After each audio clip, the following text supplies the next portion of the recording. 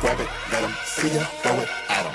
Stand up, do it, be it, never, ever worry about them. Get up, catch it, grab it, let them see ya, throw it at them. Stand up, do it, be it, never, ever worry about them. I got some stuff coming up that you don't need to miss. And it's a shame that my name you act like don't exist. When you see me coming up, making fuss, catch my dust. Watch me win, pay attention, I'm the one you never mention.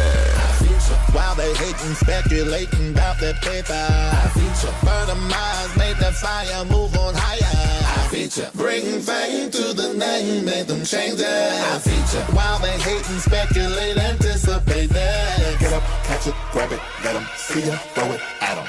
Stand up, do it, be it, never, ever worry about them. Get up, catch it, grab it, let them see ya, throw it at them. Stand up, do it, be it, never, ever worry about them. Never ever let me in laughing with me like we friends. See, I ain't down with that pay for play throwing Benjamin. Because I work the system, shade the system, play the system, beat the system. Look at all the minds on me, cause I'm making history. While they hating, speculating about that paper, I feature. Burn them eyes, make that fire move on higher. I feature. Bring fame to the name, make them change it. I feature. While they hate and speculate, anticipate that. Get up, catch it, grab it, let them see ya, throw it at them. Stand up, do it, be it, never, ever worry about them. Get up, catch it, grab it, let them see ya, throw it at them. Stand up, do it, be it, never, ever worry about them.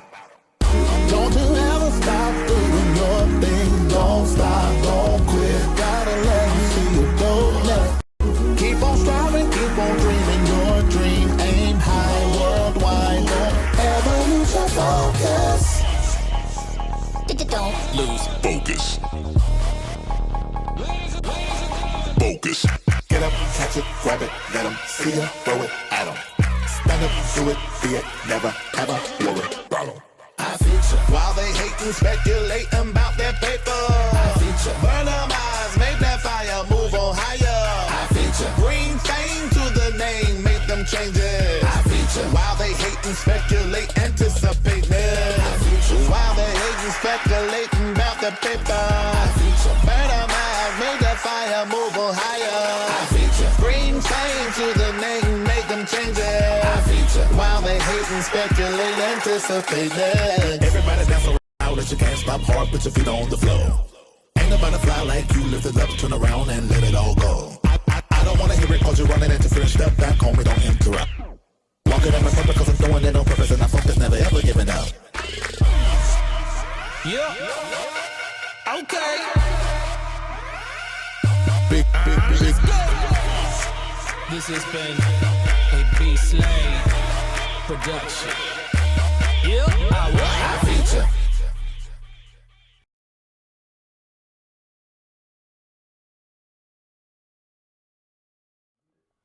All right, everything posted or discussed on this platform has already been discussed somewhere else. If you have a problem with being discussed on this platform, then you can keep your privacies out of public communications. Treat folk right, keep your hoes happy, and do wrong right, and you won't end up on this here show. It's time for Larry Reid Live. Tell everybody you know, click share right now. Let's go.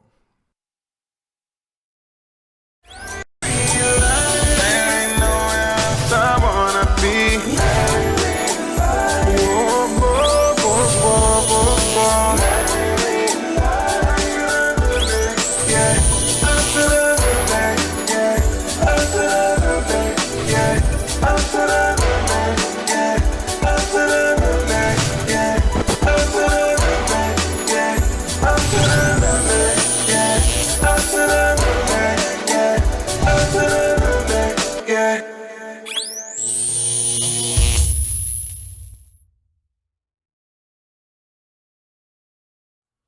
Okay, you're locked into Larry Reid Live, and on tonight we have a guest that is with us none other than Darius Cooks Williams. So we're going to get to know him a little bit better and find out what's been going on in his life and bring it all the way up to date. But what I want you to do right now, I want you to click like and I want you to share with everybody that is watching.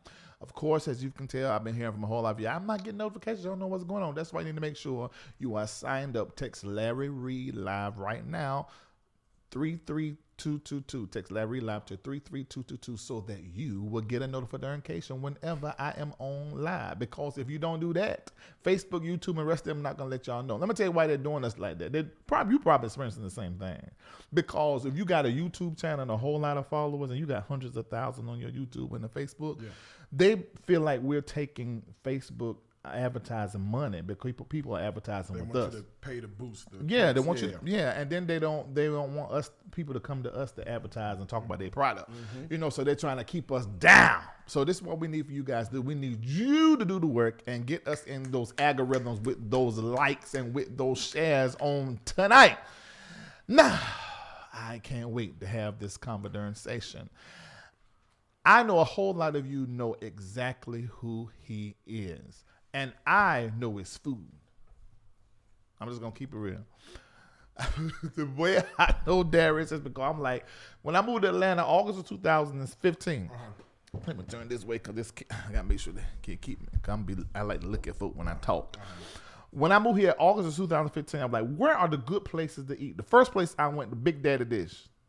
Never heard of that. Wait a minute. How long you been here? I've been in Atlanta 4 years. It's going on 5. Okay. Well, I've been like a year longer. So where you come from? Originally from Chicago.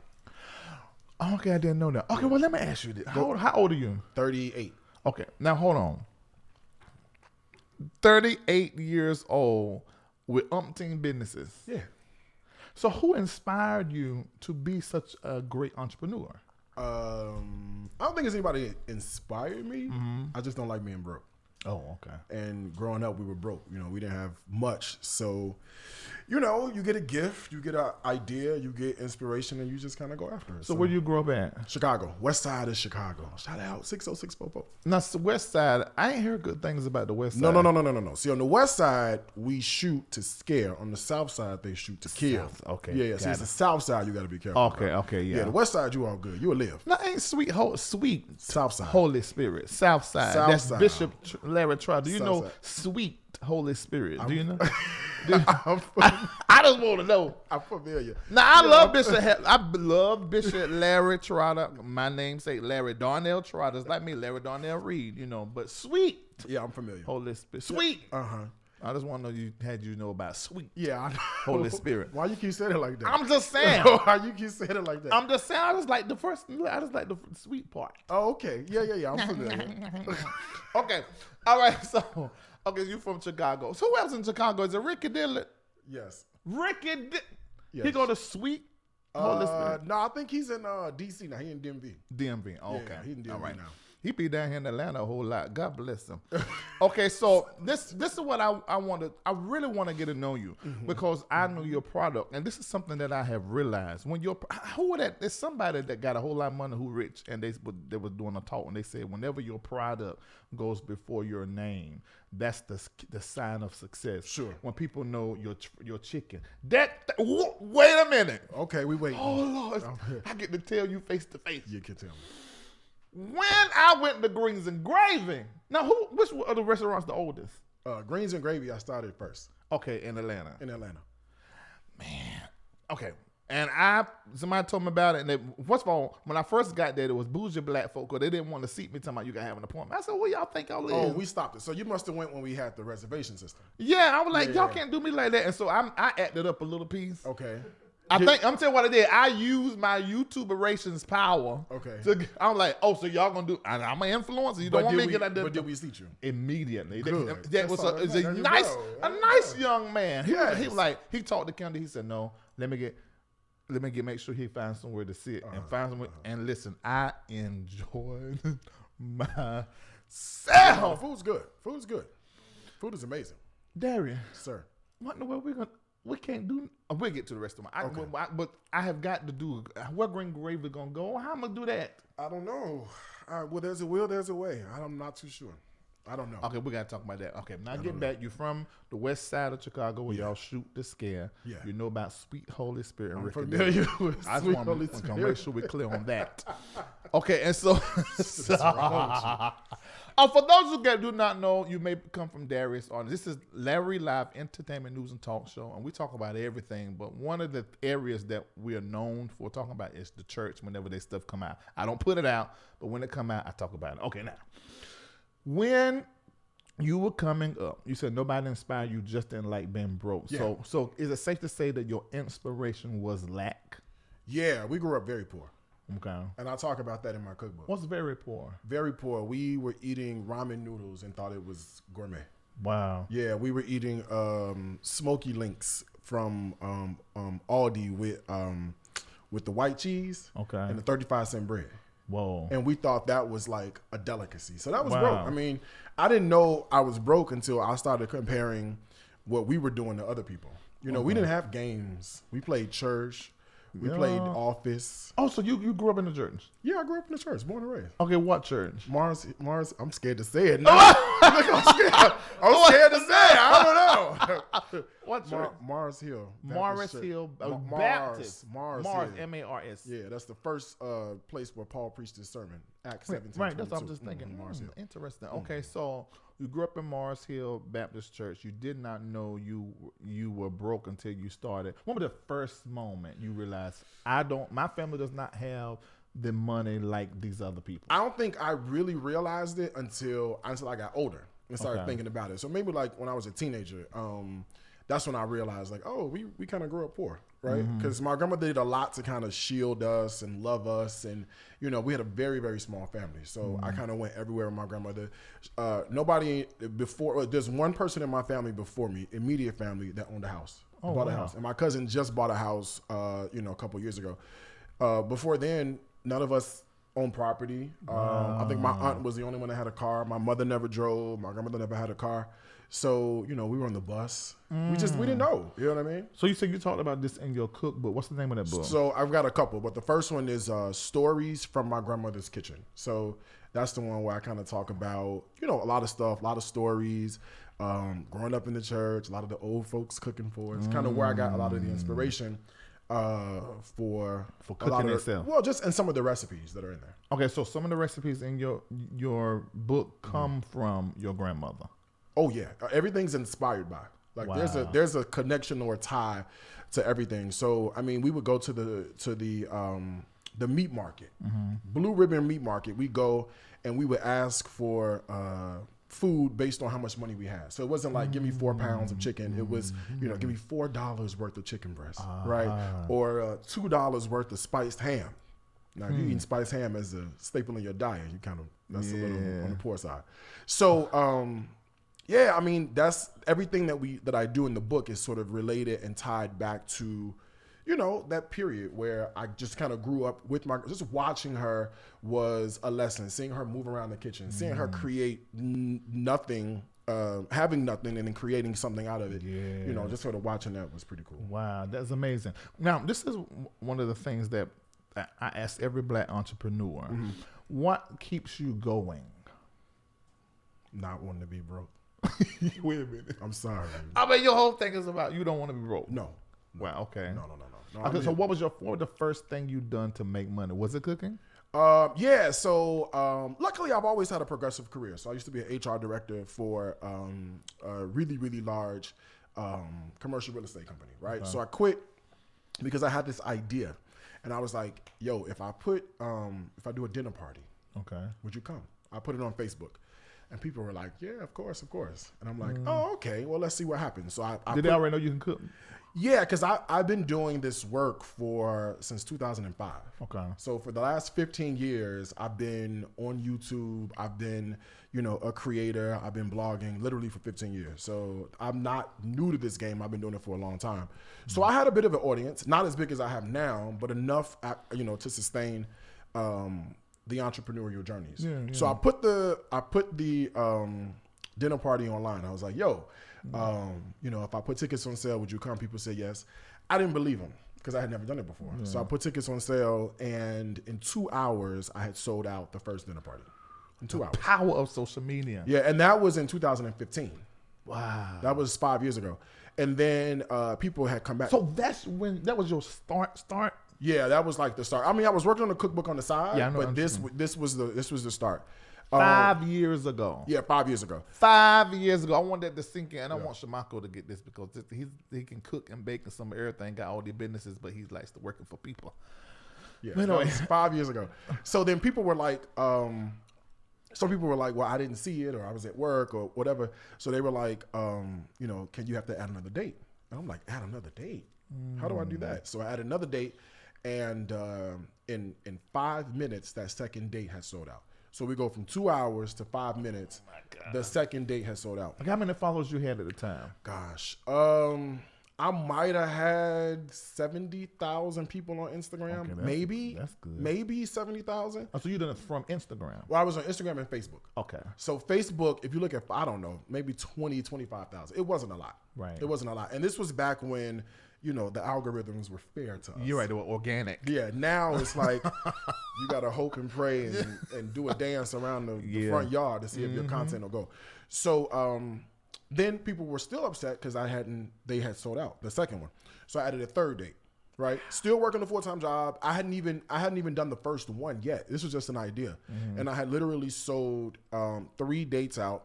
So the total was like 2 hours and like 2 hours and 9 minutes combined. I had made the $7,500, just like that. So I was like, oh, I must be onto something. You know what I mean? I got the it. So people in other parts of the country are like, well, you got to come to Orlando, you got to come to Chicago, you got to come to Houston. And I'm like, I don't know how to do any of that because there hadn't been an example. There hadn't been a template created. Oh my God. Oh my God. We got to talk about that when you come back to it, but go ahead. Oh yeah. There just hadn't been a template created. So I was like, all right, let me see if I can figure out how to make this happen. And I was like, well, if the tickets sell, I'll figure it out. I put the tickets online. They sold out. So I was like, all right, let's So this is number 3? No, this was like 4, 5, 6, and 7. All so at this point, and I hadn't traveled before. I didn't know how to do it because how do you take your kitchen to somebody else's kitchen and put on a whole dinner party?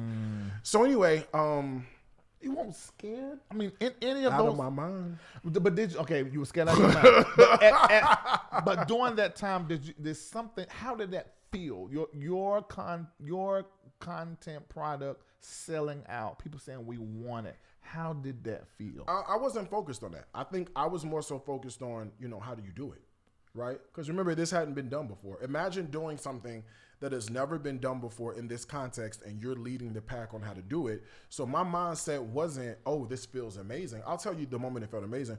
But from the beginning, it really was a moment where it was like, whoa, what the hell am I getting myself into? Right. So I had at this point, a calendar, like a schedule. And I would post it online, and people would buy the tickets, and everyone like sold out. And that was literally 5 years ago. And I'm going to Houston Thursday because I've got 4 nights in a row this weekend in Houston. That's already sold out. Oh, hold on, is that the dinner with Darius? Dining with Darius Cooks. Look, a lot of people, when I said I was going to interview you, they said, is this still going to happen? We can't live without this. Right. And so the answer is, you're still going to be doing Yeah. Dining with Darius. Darius Cooks brings me great joy. Right. Like, I get super excited about it's my baby. You know what I mean? Like, it's the thing that's been with me for the longest, and it's just me. You know what I mean? So me connecting with people. So I probably will never stop. Right. Now, let's get back to what you said. You said you did not have a template. And I've said this several times on the show that I believe we are all assigned to do what has not been done before. But when you are a black man doing this, we really struggle when it comes to entrepreneurship because we don't have a whole lot of examples when it comes to owning and bossing, aside from street pharmacy, or rap. We don't have a whole lot of that. Right. So what did you do? How did you educate yourself? I mean, it was kind of just like trial and error. You know what I mean? So it was like, what do you do to become legal? What do you do to create, get bank accounts? What do you do? Luckily, one of my best friends was a branch manager at a PNC, so she hooked me up from the banking standpoint. But I mean, a lot of it was trial and error. And I think I didn't really get in my groove until like year 2 from it. just because there's so many moving parts and you know, so much coordination.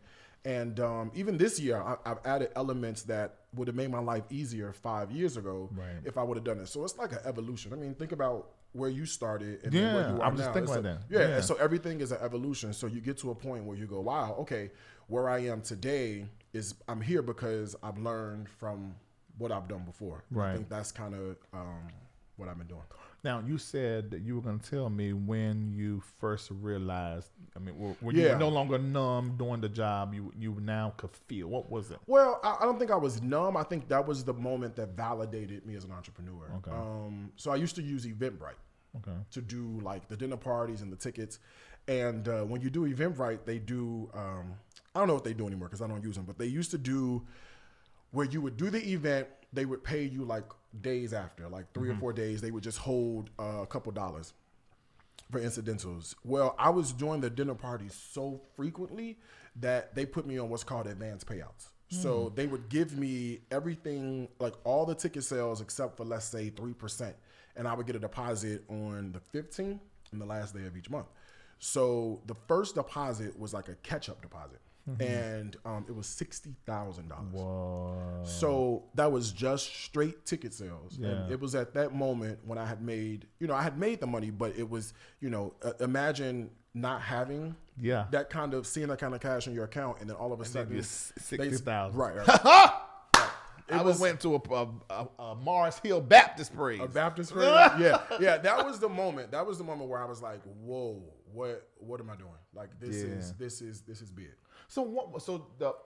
I'm asking you again, you done told me twice. Yeah. But the driving force leading up to that was really, I just don't want to be broke. Yeah, I just don't want to be broke. Even when I quit my job, because I had a 6-figure, 5-figure bonus paying good corporate job, suit and tie. People who follow me for a long time, y'all used to see me with my suit and ties on every day going to work. When I was in New York, corner office, a staff of 35 people. I mean, it was a big deal to be able to do that.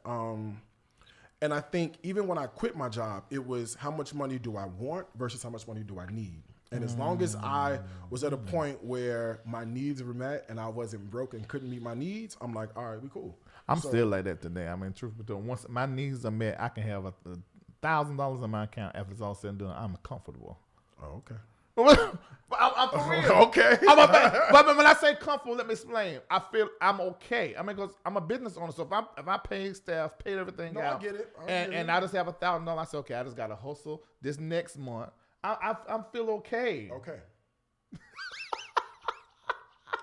I'm not saying I'm comfortable and I won't push. No, I get it. Each person is different. Yeah, I feel different. okay. I say, okay, I gotta do it again this coming up month. Everyone's different. Now, do you think any of the skills you learned while being over those 35 people, that corner office, are you using any of those now? Yeah, all of them. Okay. All of them. So do you feel as though everything that you experienced prior to you becoming an entrepreneur, you use those skill sets to be successful as an entrepreneur? Absolutely. Okay. It's interesting.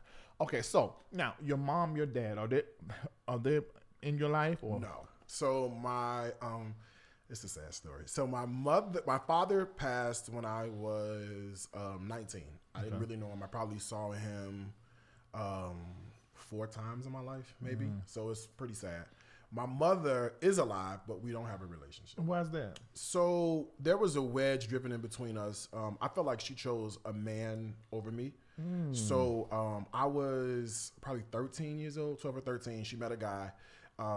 2 weeks later, he ended up moving into the house. And then it just went downhill from there. There was verbal abuse. There was physical abuse. I still have the scar. So there's a scar, right? Yeah, there's a scar from him throwing a shoe at me. And then I don't have any hair, but there's a scar here from him throwing me into the radiator.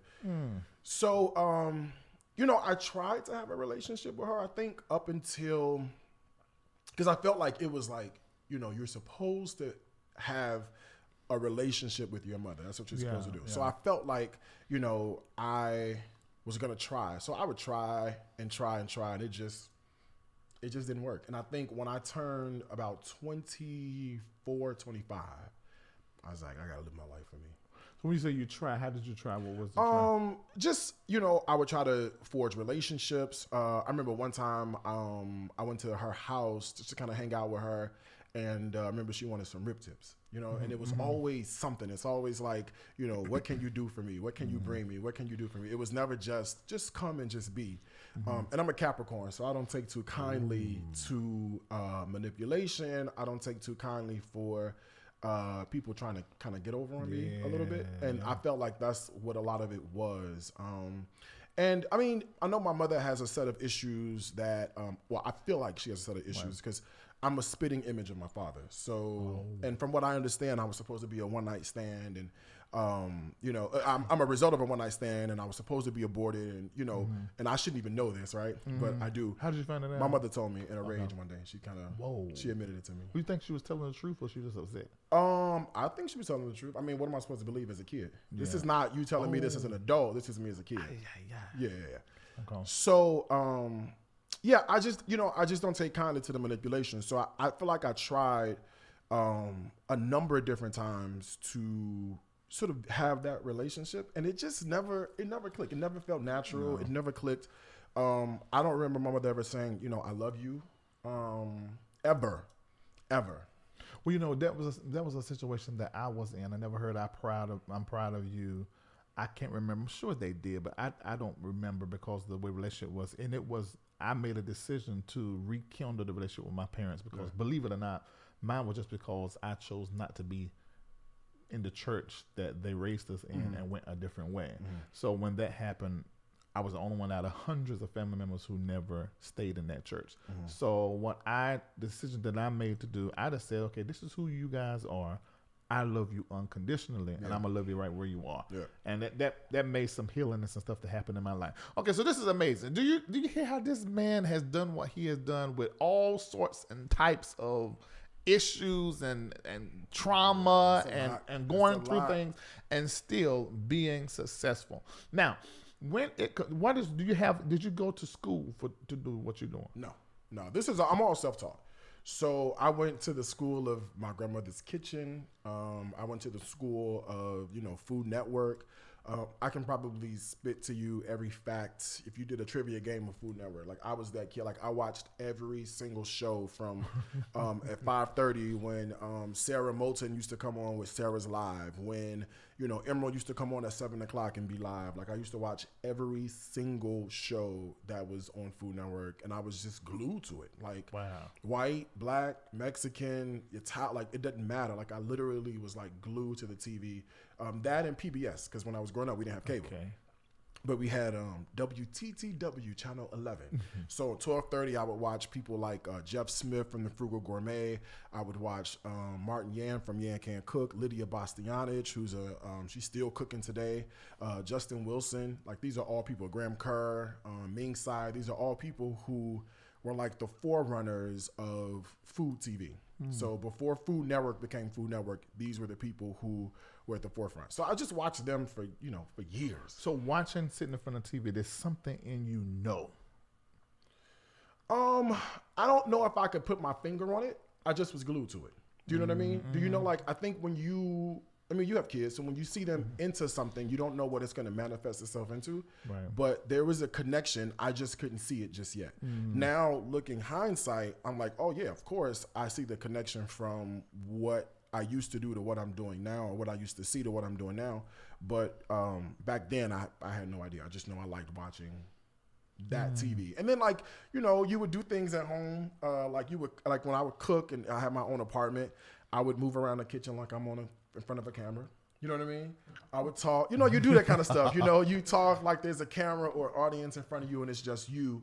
But, you know, I did all that. And, I mean, obviously, it paid off because here I am today. I mean, my God, did it not pay off? But yeah, that's what I used to do. So that's the training, is just like, you know, being self-taught. And I think there's a difference between.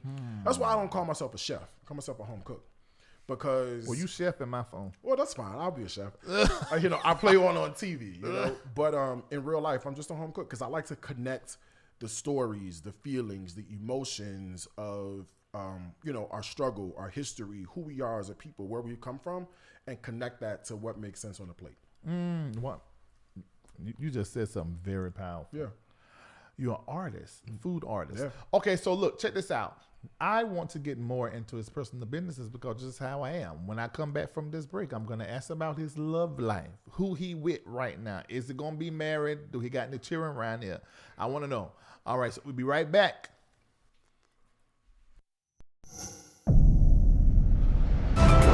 Are you in need of direction for a decision you have to make? Maybe you're curious about the future. If that's you, the founders of Zoe Ministries and the Company of Prophets are offering you free prophecy. Call 888-831-0434. Don't wait. Call 888-831-0434. Do it today.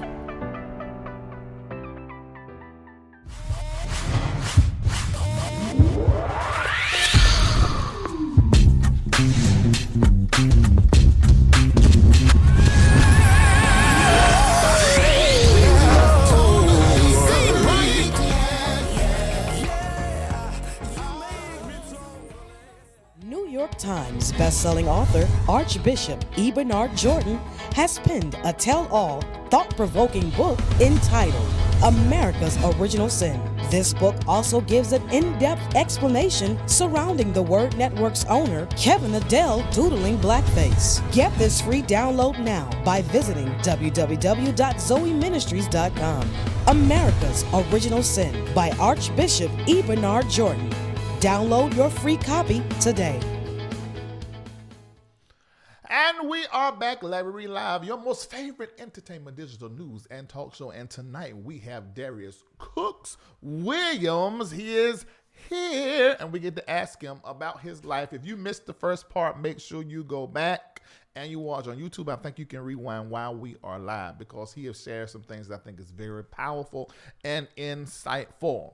I want you to hit the like and I want you to click share. Do it right now. There are over 1,200 of you over there on YouTube, over 700 of you over there on Facebook. Every last one of y'all hit the like and share so that everybody can get to see this interview live. And I am going to open up the lines. Now, I want to get more into the conversation with you, Darius. Oh, all those advertisers that's played, make sure y'all get that free book. We talking about that white man done doodled the black face for the Word Network. I'm going to tell you about that. I'm going to ask you see what you think about that. Get this here book that's written by Bernard Jordan. You find out everything that happened behind the scenes. There's some more stuff I'm going to be telling y'all about. This don't make no sense. We thought this black network was owned by a nigger, and it ain't. It's owned by a white man. I'm so sorry. This is me. Do not put this on Darius. Please don't. I got enough on my plate as it is. Okay. I'm just saying. Dootling and dootling and dootling. No, we don't play that. Not the blackface. Okay, so you make sure you want to read this book because we're going to get to this in just a little piece because the court documents and lawyers and stuff and all that going on.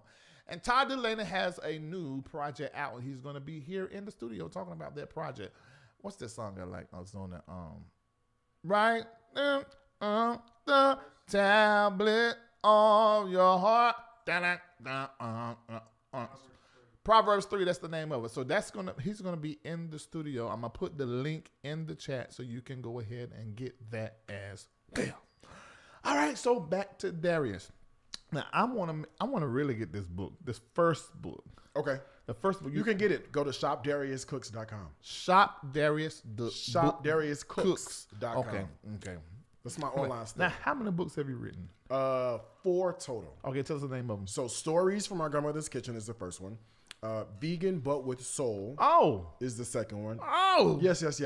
I did an ebook a couple of years ago called 101 Recipes for Your Holiday Table. That's coming to hardcover this year.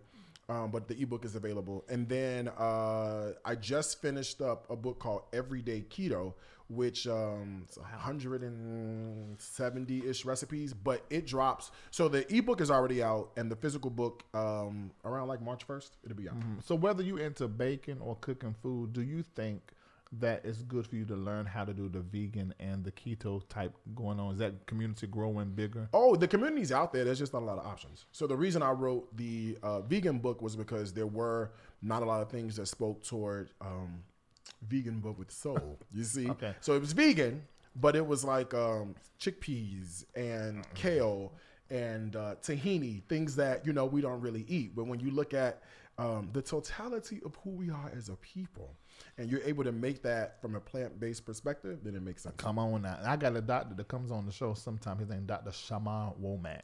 He's basically like the modern day Dr. CB. And he always trying to tell me what I can't eat and trying to run my belly. Okay. I'm the god of my belly. You don't be running my belly. Okay.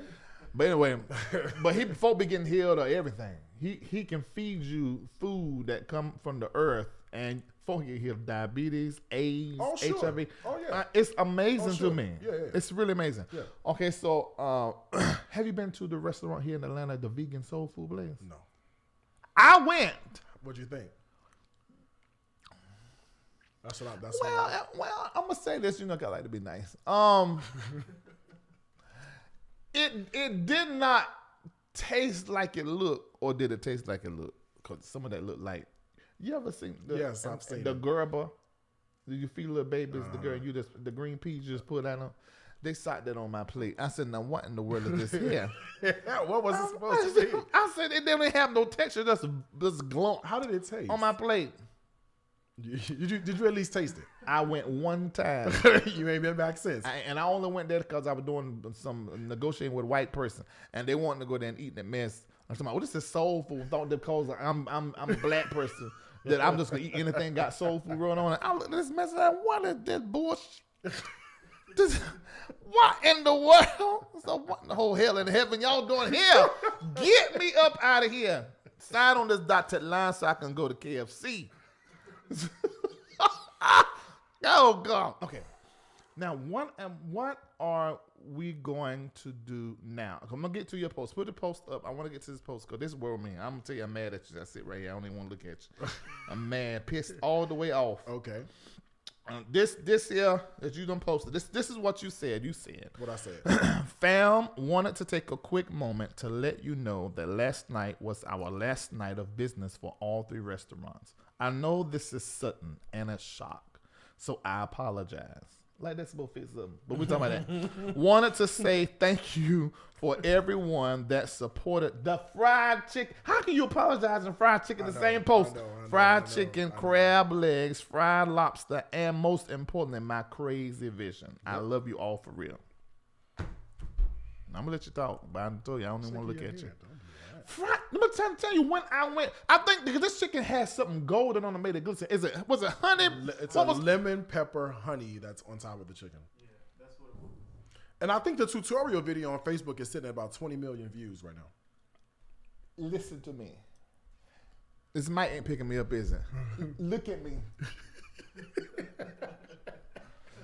That fried golden glistening chicken. I'm no lie. I mean, cause see, I heard about grins and gravy, so I don't like cornbread. But you brought it out in this black, look like a cast iron. Cast iron. I said, look at that. I said, what is this? Yeah, butter pecan cornbread. It reminded me of a place in Goldsboro, North Carolina, many years ago called Golden Skillet. That was a sign of it. And they brought it out and they had a cornbread. And I said, I don't like no cornbread. I said, I got pecans on. I like pecan pie. My mama's. And so I looked at the chicken. I said, "Oh, I love fried chicken. My favorite food." And so I saw the fried chicken, and since then I've been squeezing honey on my fried chicken. It ain't the same though. Well, it ain't the same. It ain't the same. But it give it that sweet, salt, crisp crunch, crunch. Yeah. And so I put that thing up there, and I was eating. I got about 3, 4, 10 pieces, and then I got the cornbread, and it had what you put on that? They something on that. Honey butter. Honey butter on top. It's butter and everything. It's butter in the air. What were the greens that I had, Nancy? The collard green with the smoked turkey. And we did. I don't know if we had a little piece of watermelon chow chow. I don't know if they gave that. I don't eat watermelon. Okay, well it's this. I'm the only black person I know that don't eat watermelon. All right, well it's a condiment. The chow chow is normally made from tomatoes, but we make it with watermelon because it's that sweet and salty vinegary thing. I bet that would be good though. No, it's amazing. It's amazing. So this post, if you come into Houston this weekend, you're getting it this weekend. Oh, Paul. So if I go to the diner with with Darius, yes, I can eat like I'm at Greens and Gravy. Yeah. Some of the. Is items. you doing one in Atlanta? I am, but it's all sold out. Okay, let me ask you. You doing another one in Atlanta? Yeah, I did one, and we had 3 a couple weeks ago. Remember we had that real bad rainstorm and the power went out. Yes. That was so I did it. I had it on Friday, Saturday, Sunday, and Monday. Saturday we had to cancel, so I moved Saturdays to November to the end. But I said I just can't do it for one day, so I added 3 more days, 70 something more tickets, but they sold out in like 12 minutes when I put it online. So those are gone. Uncle, let me ask you, since that we getting to know each other now. Here you go. Here you go. But I don't want to be one of those people in your life that be trying to use you. I will pay top dollar. Just let me come over, eat some fried honey chicken, lemon, and that kind of going on. Okay, we'll talk offline. Okay, thank you, Jesus. Okay. I want to recap about the rest of y'all. I almost was going with it to the next story. As long as I can't taste it again, it's all right. But let's talk about it. Darius, how in the whole hell and heaven you expect us to continue with our life and we can't go to Greens I know. Driving? I said I apologized in the post. I don't know what. No, else you wrote I apologize. That ain't no apology. Saying I apologize is not no apology. You're right. You're right. I need to feel it because I am pissed. I'm sorry. You still don't feel it? This ain't working. I don't know what you want me to say. Okay, so tell us what happened because I made a post and I made a post on Facebook and on YouTube community and Twitter, and of course, people gonna say some negative things. Sure. But I focused on the fact that you are a black man, and at 38 years old, and have built what you have built. Sure. And I think we should celebrate you. I appreciate that. I don't know what happened. We're gonna find out whatever you want to tell us tonight, but I think we should take time to celebrate that. And more so now knowing what we know about your mom, your family, your dad, and the abuse. And you still somehow or another was able to pull this out of your spirit and this vision that now is a reality and we all love. That is amazing to me. But I do understand being an entrepreneur because I filed bankruptcy twice. Okay. And I haven't worked for nobody since I was 17 years old. Nice. So I understand that so there's a lot of speculation on what happened. Tell us what happened. So let me just, I guess, start by saying I've been creating my whole life. You know what I mean? Like the beginning of my YouTube career 15 years ago started from creating. So I can create, just like that if I put my heart and mind to it. So I think people who don't know that or who can't fathom that, they think that the epicenter of, the entrepreneurial experience is a restaurant. Meanwhile, I'm like, it's something I created. I'll create something else. You know what I mean? I created fried chicken with the lemon pepper. I created the buttermilk fried lobster with the lemon aioli. I created collard green lasagna. I'll create something else, right? Collard green lasagna. Collard green lasagna. It was on our episode of Diner Drive-Ins and Dives on the Food Network. I saw it. Yeah, it was there. You made me sick. Why you shut that place down? So here's the deal. I don't think it's been any secret that I've been battling with like mental health issues. I didn't know nothing about it. You got to tell me all about it. I'll tell you. And so when we hear the word depression, I think people think that depression means that you are walking around down and out and with the inability to, I guess, do anything. And for a lot of people, that could be their experience. But really, all depression boils down to is there is a chemical imbalance. So we have these receptors and we have these chemicals that our brain produces to make us feel good. And when you don't possess the ability to create those, what ends up happening is you just don't feel good, right?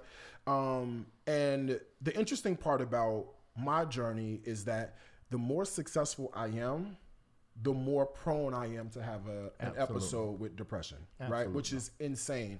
I remember I had opened up Soul Crab. Well, the first time I opened up Greens and Gravy, it was amazing. The lines, the people, everything was fantastic. And I went through a really bad episode where I was on medication for a while. Then I opened up Soul Crab in Chicago, and it was amazing. Like, everything went as it was supposed to. And I remember being at the restaurant. I remember being, everybody wants a picture and a photo. And I remember that particular moment, I just was like, I can't do this. Like, I'm sorry. I know you're excited, but there's no way I could smile right now. I just wasn't feeling myself. And it really culminated itself a couple of weeks ago when I was in Malibu and found out that Kobe Bryant had died, right? And I literally, so I was in Malibu. Calabasas was the next town over. And it was about 5:00.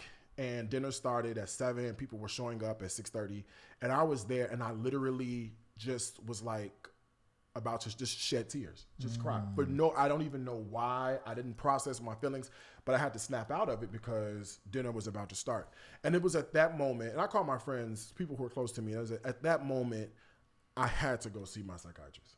Like there was no, I had to go. And going to talk to him and getting myself back in therapy, there are two things. There's a physical cause and then there's a mental cause. Absolutely. Right? The physical cause is just an imbalance, right? And people who have diabetes get this. If your body doesn't make enough insulin, you're diabetic. Absolutely. You don't pray about it. Right. You don't, go to the altar. You don't lighten your workload. You go seek medical attention and you get on medication to help balance the insulin. Same thing. Serotonin will be serotonin, norepinephrine, dopamine. Those are the chemicals, the feel good chemicals. So it was at that moment where I was like, something has to change. You know what I mean? And thinking through physical and mental as I'm going through therapy, the restaurants were causing me a lot of anxiety. So let me ask you this. Sure. Do you feel as though you opened the restaurants because that was the thing to do and it really wasn't what made you happy? You know what? I don't even know if there is a reason why. Like when you decide to do something as an entrepreneur, you said you've been an entrepreneur for a long time. Do you, and let's say you do it and you say a year later, I don't want to do this anymore. Do you go back and say, well, why did I do that? Or do you say, you know what? It felt good in the moment. I did it. I have no regrets. Right? I think people who work for someone else, you have to operate in their parameters, right? When you work for yourself, you operate in your own parameters. And guess what? If I wanted to skip upside down 285 with my drawers on my head on Tuesday, but then on Thursday I decide to do something different, it's only, it's me. It's nobody else's decision to do that. So was the feeling then just a time indicator that this is it? To close them or to open them? To close them. It was, I needed to lighten my load. I needed to remove things that were causing me angst. I needed to, just sort of separate myself. Listen, the restaurants were great, right? The restaurants made a hell of a lot of money. People who were there, people who were working. I mean, just last Sunday, we had a 2-hour wait at Soul Crab in Chicago and Atlanta just to get in. So the restaurants were good. I think for me, it just was a matter of saying, I don't want to do this anymore because this is the result. This is what it's causing me. Okay. And, you got to figure something out. You know what I mean? You got to, hey, take a step back because guess what? If something happened to me tomorrow and I decided to, hurt myself or do something to myself because some of this stuff, you're not in control of your feelings. You know what I'm saying? And where you are mentally one day, you're not the same place, the next day. If I were to do something because of it, I mean, I went through a really bad episode in 2017. I had to cancel dates from dining with Darius Cooks. I was on, this really powerful medication. It was pretty bad. So I need to make a change, right? Just for the sake of my well-being and me being at a place that makes sense. I totally understand that. 2017 was a hard year for me here, and I was living in Atlanta, so I totally get that, totally understand. Yeah. And we've talked about a lot of pastors that more so than ever over the last 3 or 4 years, they're walking away from pastoring, and they're saying the exact same thing that you're saying. We even hear it from a lot of actors. Yeah. But sadly enough, we hear it from what they have said before they kill themselves. Right. We talk about them on this show, right. And they're saying what you said, and they did not make the decision to say, okay, this is not working for me, and this is not good for me. This causes too much pressure. Let me do this. Yeah, that Sunday, I'll never forget. That Sunday about 4 weeks ago was the heaviest I had ever felt. Right. And I don't know if it was because of the news of Kobe. Like I haven't processed what caused it, but I remember I had a friend, Frida, who she lives in LA and she was coming to dinner that night. And when she got there, like I was able to, cause I know her, I was able to unload on her. And she was like, yeah, friend, go see him. It was like, that was the heaviest I have felt. And that was tough. And the show still has to go on. Yeah. People they pay the price. You know what I'm saying? So people are still coming. They're ready to party. They're ready to have a good time. Yeah. Meanwhile, you're like, internally, like you're not 100%. Yeah. Okay, so what began to happen in the media is that I began to see people begin to connect it to an article that was written a while ago. So tell us about that. So I don't know why people decided to connect two and two together. Right. I think people think that because I closed the restaurants, I must owe people money, and it has something to do with the consent judgment from our credit repair company above 701. I think people, it doesn't make sense to me that the two are connected because they're separate legal entities. Above 701 Incorporated is separate from Soul Crab Atlanta Incorporated. But people wanted to, I guess, draw the connection between the two. And some people even think that, because there's a consent judgment, now I'm forced to close all my businesses in everything. And I'm like, but I have a legal business in Illinois that I closed as well. Right. Yeah. And then if you know anything about business, you never incorporate typically in the state in which you live unless you need a bank account. So my other businesses are incorporated in Delaware. So I don't really understand why one would be connected to the other. But these are people, I guess, who don't know much about how business works. Right. Because that's what everybody was saying, which is the reason why I put it in the post to really give opportunity for conversation where this can come out. Because I had already reached out to you anyway, but you didn't see it. But anyway. Okay, now, so what I wanted to do tonight, and I'm so glad to have you here, and I hope that you can feel the respect and the honor that comes from the LRL brand as relates to that's why I'm here. To what you okay good to what my people were like, oh. And I was what like, they say? No, my people. Some of our audience is crossed. Okay. And I'm super active on Periscope. Oh. And my Periscope family, and we've been on Periscope since the beginning, I think 5 or 6 years ago. Okay. And people are still with me, and they're like... I understand, though. Yeah. I totally get it. I get it. But it it's fine. But I'm saying, nobody will ever come here. There have been people who came here and then flipped on me. And I should have just came out of a can. But I don't even operate like that. My spirit is not even like that. I absolutely love people. So my job is just what it is. If it's out there, I'm going to talk about it. I ain't going to bring your stuff out here if it ain't out here, because I'm not going to do that. And never a guest will come here and I'll treat them improper. Now, with that being said, yes. You know what we do over here on LarryReidLive? If something come out, we just kitchen table talk about what Let's it talk is. about it. So I want to ask your adjourned opinion as relates to some of the things that have happened in our world. Now, there's a young mind. Wait, are we done with the whole credit thing? Because I felt like... You answered it for me. Okay, fine. But folk in them comment sections, Yeah, they want the to know the they want to know your blood type. They want to know good. Oh, I'm so glad you said that, because I meant that I want to find out about something. Who you frucking? Who, me? Are you with somebody? I am completely single. 100%? Completely 100% single. There is absolutely nobody. Is that because of the success, or just because of where you are in your life, or what is it? Frucking. We put an R in it over here called the Saints Watch. I'm saved and sanctified and filled with the precious gift of the Holy Do Spirit. you speak in tongues, though? I'm Baptist. We cuss and fry chicken. Paul said everybody can't have all the gifts now. Come on. You can't have all the gifts. You can have a couple. Oh, my God. That's where the Baptist and the Pentecostal and Kojic theology differs a little bit. Yeah, that's right. But I appreciate all those people who are very charismatic in their approach to their relationship with the Lord. Yeah, that would be me, because I quicker than talking tongues. Yeah, I don't. No, I'm single. If anybody's available, I'm 100% openly gay. So if there's anybody who's... Wait a minute, hold on. I didn't know that. No? I didn't know that. Really? See, y'all, let me tell y'all something. This platform... You didn't know that for real? I had no clue of that. Oh, yeah. And that's not out there in the media. I know where I searched for Darius Cooks Williams. Yeah, I've been pretty open about my life for a while. Okay, so are you gold star gay? Gold star, 100%. Never been with a woman, ever. Have you ever sniffed a puss? Don't even want to. Ever put your finger in? Not even. I don't even want to. I don't even. It ain't nothing about it. But how do you know? And this same thing for somebody else out there. How you know you don't want to? There's nothing. Because you ain't never tasted it. And I don't want to taste it. But you not wanting to taste it is giving you not going to have the experience. So you don't know if you don't want it. I'm good without having the experience. I'm good.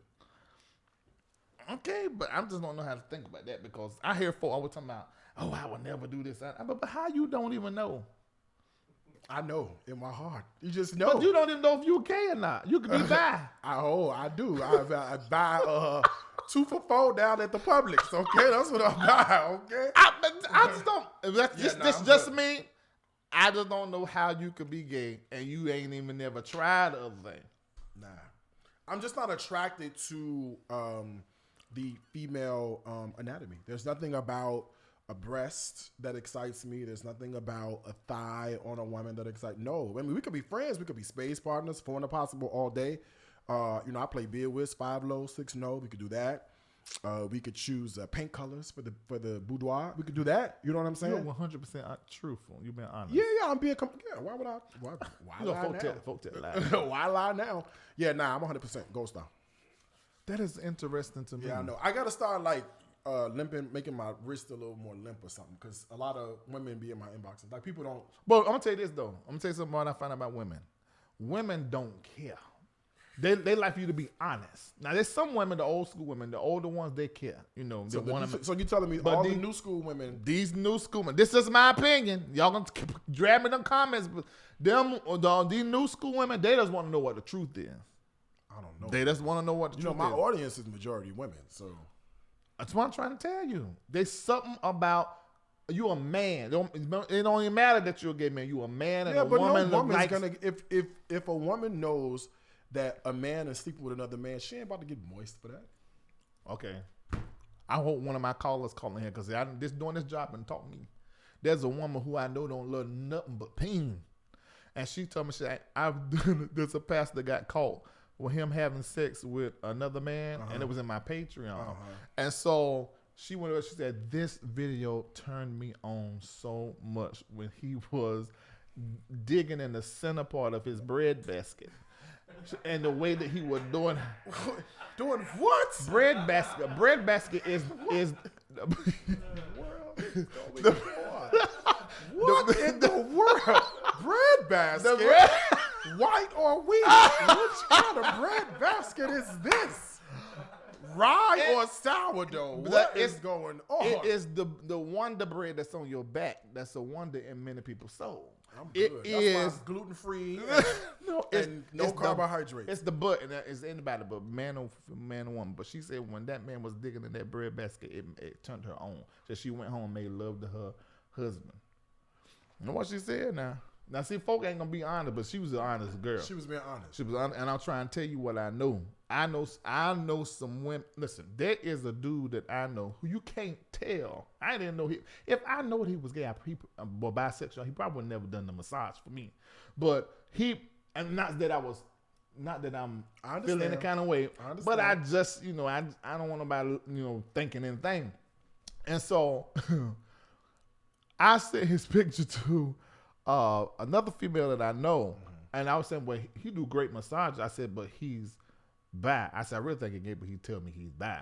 And she's like, oh my God. She said, he is beautiful. She said, I want him to massage. I said, but he don't want you. And I said, because I told you, he said he's bi, but I think he's gay. She said, well, he won't be gay that day. What she said. I said, so you gonna take your opportunity for a massage and turn into a fucking session? Okay, so you think there's some women who will just go for it? I just named 2. Okay. I'm just trying to tell you. But they were younger. But we talk, maybe because we talk about this in my community a lot. Like like I said, I'm on Periscope, and we talk about this a lot. And I know a lot of women who are just like, now I know women in the community, and we've had some that get on live and tell us how this works. Oh, I just thought of another one. That's 3. We have women who they'll get with they'll be like the third party. So they'll get with a guy and a girl and be the third wheel in like a polyamorous situation. So we had a woman get on and discuss that. But just like they're not going. Like the women I know, like you got to be 100%. They're not fooling around with. I just thought you can't be lukewarm.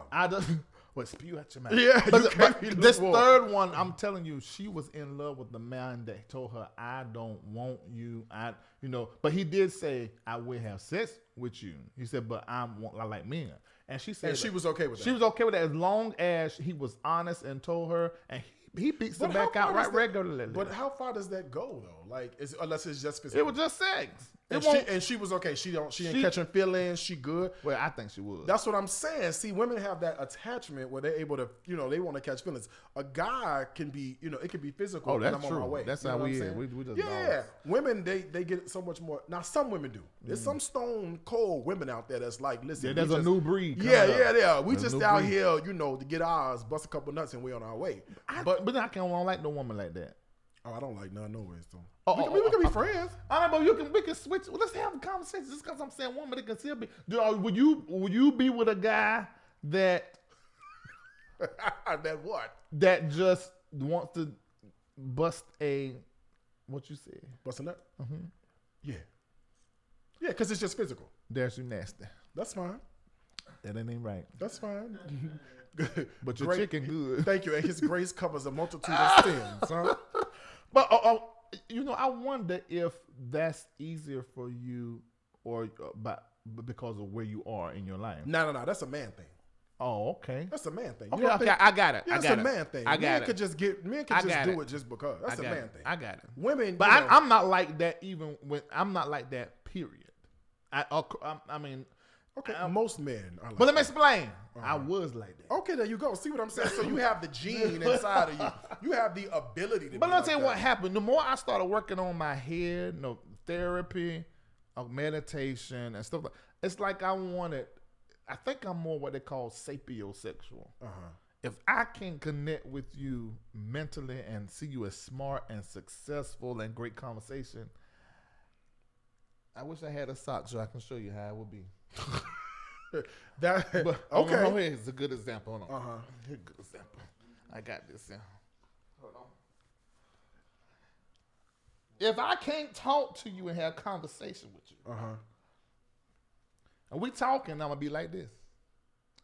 But the moment I realize that there ain't nothing between them ears and you ain't got no goals and no nothing, I'm Then be what just like happens? this, just like this. But long as if the conversation good, like type You like good that. with And it might be doing like that. When it, What's that? when it start throbbing, when it's Oh, is that what that was? that's the throb. Oh, that's how it throb? Like that. Oh, that's a little painful. Never seen a throb like that. But if ain't nothing between them ears, That's how it is. just lay there. Nah. I think some dudes are different. Like, it could just be physical. It could just be a physical, like, I see you. I'm you're too not- old for that. Oh, well, then that's fine. Too old and too old. I know some old heads that still, it's just, we just gonna fruck, as you say. For real. That's all we're gonna do. Thank you for sharing that. You didn't have to be Yeah, dishonest. no, you're fine. Okay, now. Here at Larry Reid Live, what we do when something becomes public, we will talk about whatever is in publications. Now, it's like kitchen table talk. You say you was raised in your grandma's kitchen, so you know how that is. I do. You know what? Did you hear what happened around the corner the other With day? the phone on like this here, with the cord hanging from over here, while she's stirring the pot over here, and then tell me to sit down and quit playing around all at the same time. Yes, I'm familiar. That's what it is. Okay, so there's some things that have popped up and just popped up. And one of those things recently is Gabrielle Union and her husband Dwayne Wade, their son-daughter. They what? Son-daughter. I don't think that's, and I hope nobody's disrespectful. Don't think this disrespectful, but he's born a son, but not his daughter. Okay. He's the son-daughter. Okay. So Gabrielle Union and it works for my head. It makes sense to and me. that's all that matters. But This you is know, your he, show. wait a minute. Did you see Young Boosie, Young Bossy? What's the rapper? What's his name? Boosie, Bossy? If they, He I don't went know. off today because, from what I understand, this is alleged information that the little boy don't want his peen no more. That he actually want it to become an entire puss. Have y'all seen that on YouTube? Type that in YouTube. Type that in YouTube, and it will show you how they take that thing, entire what? roll it back, and put and that be the peen, and that be the two lips. The doctors do that. That is on YouTube, and I can't bear to watch it because I feel the pain as if it's happened to me at that moment while I'm watching. Okay. But he went from Zion. His name was Zion. Now it's Zaya. Yeah.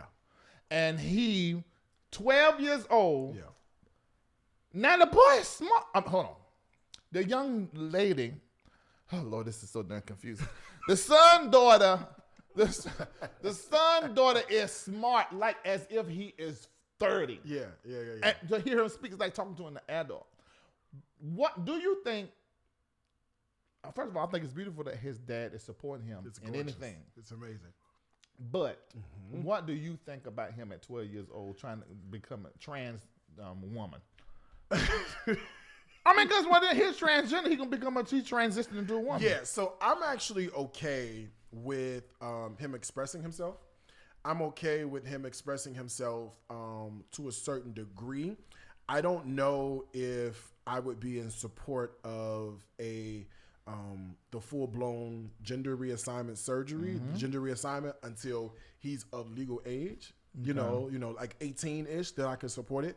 But I think it's beautiful. I think this is a great example of family. This is a great example of a person who clearly knows what she wants to be and how she wants to carry her life out.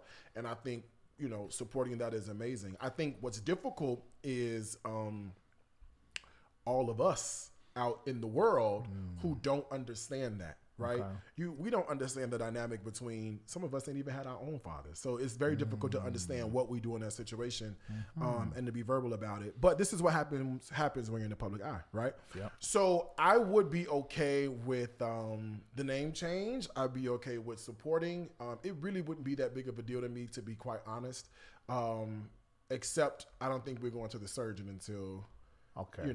We're of legal age. Dwayne said that his son told him at 3 years old that he was a girl. Yeah, I mean, listen, I used to work for a summer camp called Mountain Meadow, and these were kids of parents who were gay, bisexual, lesbian, and transgender. And these kids, it was a 2-week overnight summer camp out in the woods, and it was a space where they could be safe and be themselves. And there were kids who were expressing themselves at 7 and 8 years old, and that knew that although they were born a boy, they felt like on the inside they were a girl, or vice versa. And what can you do with that but respect that? That's interesting. I wonder, I don't even know how the black church is going to deal with this. The Pentecostal apostolic culture. Because when they come, how are you going to deal with it? You say, okay, God is going to kill you because you're not going to follow the gender you were assigned by your doctor. Yeah, but I think do you even bring this to the black church? I mean, knowing that I think part of the issue is that trying to be accepted by an institution that was never meant to accept this in the first place. So you're trying to fit, no pun intended, a square peg into a round hole. Now, wait a minute. Now, you're not going to say that. Why not? Because, let's say some churches. Because I would like to think. There are some affirming churches, but when you generalize the black church, this is a problem. First of all, we don't understand this in the black family. So how are we going to understand this in the black church? So we're already, against the 8 ball. You're talking right. We're already against this. So I wouldn't even bring this to the black church, because what am I looking for? Validation or acceptance? No, but the church is supposed to be the institution by which you connect with yourself and God on a deeper level. Supposed to be. Okay, you're right. Supposed to be. Supposed to be. That's not what's happening. You were good on this. You say this not your thing. This ain't my thing. But you're doing good. Well, you're doing really social media is my thing. All right. Okay. All right. The next topic. That was good. Thank you. We got to do this again. Okay, let's do it. I want something more messy, though. I don't know if I can handle it. This is enough, okay? This is enough. Look at me my people were nervous. They were like, listen, on Periscope, they was like, now, Darius. They watching right now. My Dez and Keisha. Don't go on there with this shit. I said, he going to be cool. Yeah, I'm so glad. Cool. See, you got the Holy Ghost. You discerning. I do. Yeah, I mean, I'm not just not. I know it's when I have guests. I have had. And you got good water. Yeah, I have. This is the good water because the sign got salt in it. Do it? Salt. You go to the back of the main ingredient is salt. Okay, well, this is Aquafina. Yeah, it's not good for singers. And another one is Hugo, which they ain't giving no money to support them. So let's not even talk about them. Okay, all right. So all right. So now you know about this here. I do. Gail and Snoop. Oh, let me pour my water. I want to know what you think about this here. For those of you that do not know, Gail went out there and showed her full tale, asking 159 different questions after this man done died. Now, I don't know. I don't know what she was thinking about, but according to what she said, she was doing what she's supposed to do, so it is what it is. But then after she done did that with that Lisa girl, then what's her name? Lisa Leslie. Lisa Leslie. Then after she done that, then Snoop went online and called her. Yeah. Now I don't cuss, but I'm gonna say what he said. He called up A who? Okay. And a funky head dog and a punk. Yeah. A woman. So I went live. Okay. I had a problem with that. You had a problem with I that. had a problem with. I don't have a problem with him being mad. I don't have. Both of them did wrong. But I think both of them. The reason why they said or done what they said, I think that is pure. But the how, the fault, how she done what she done, and how he done what he done, it was just all kinds of wrong. Yeah. So it was wrong. So then he came back, and of course he done an apology. Allegedly, his mammy was the reason why that he apologized. Which is fine. But how she apologized for this, not apologize for the music, all the stuff he said. No, okay, so she just woke up one day and realized he said something about Gail, not all the rest of the women. Well, but this was direct. Okay, I understand. There's a catch-22 all over this. There's a catch-22 with Gail because I was okay with Gail doing the interview until it was her tone change when she said to Lisa, "But you're his friend." When she said, "But you're his friend," and she pushed it, then it was like, whoa, okay, that now you crossed the line. So, Gail, you can't really put this on the network, although the producer might have been in your ear to ask the question, but you have to own that responsibility. So we haven't heard the apology for that, right? I don't think it is okay for Snoop, although he and Kobe were friends and he's trying to protect his legacy and emotional about the whole thing. Yeah, he was emotional. Very emotional. So I think both cases, they overreacted. Yeah. I think both should have just apologized, been okay, and moved on, right? I don't think having to wear this out the way we've done it should have been what we're doing in this space. If you could say something to Gail, what would you say to her? Girl, why you? I would. No, what I really want to know from Gail is I get that the network, but Gail, why did you push this one line of questioning? Okay. And I really want to hear the reasoning behind why she wanted to push that one line, because everything was cool, but when you say, her whole inflection, but Lisa, you're his friend. Yeah. You wouldn't see it. When she said that, it was like, well, what the hell is you trying to say, Gail? What are you really doing? So I want to know why she would do that, and then I would want to know, does she feel like, because she may not feel like she owes an apology. Oh, okay. Right? What we've known, and she hasn't spoken up about it, but what we know so far is that she's putting the blame on the network. Well, she did say after Snoop Dogg thing that she came out and said she did accept his apology. Yeah. And she also re-explained herself that she was just doing what journalism do, but she did say that, and I'm not quoting verbatim, that she was sorry that it appeared that she was doing a certain kind of way because they didn't really what she was trying to do. Yeah, but I think if she was being a journalist, I think rephrasing it to say, but Lisa, one would say you're his friend. Can you see it from that perspective, right? Mm-hmm. But not putting the inflection the way she did and forcing her thought down that path, I think for me is where it went wrong. Okay. All right. Now, as it relates to Oprah, because now what happened, everybody started saying, now you better be careful now. Mm-hmm. This because they're connecting this to the whole Oprah thing. She's not speaking concerning Harvey Weinstein, Steen, whatever the boy name is. You know, he looked so bad. Yeah, he looked decrepit. And now he's trying to get out because they say he's not doing well. Yeah, I seen the picture of him. Not high sick, he low sick. Right, and he looked like his funeral was yesterday. Ashes to ashes. Dust to the darn dust. Jesus lamb. I said, you done everything done caught up with you that you done bad. All that bad karma is a punch D. Poor Harvey. Wait.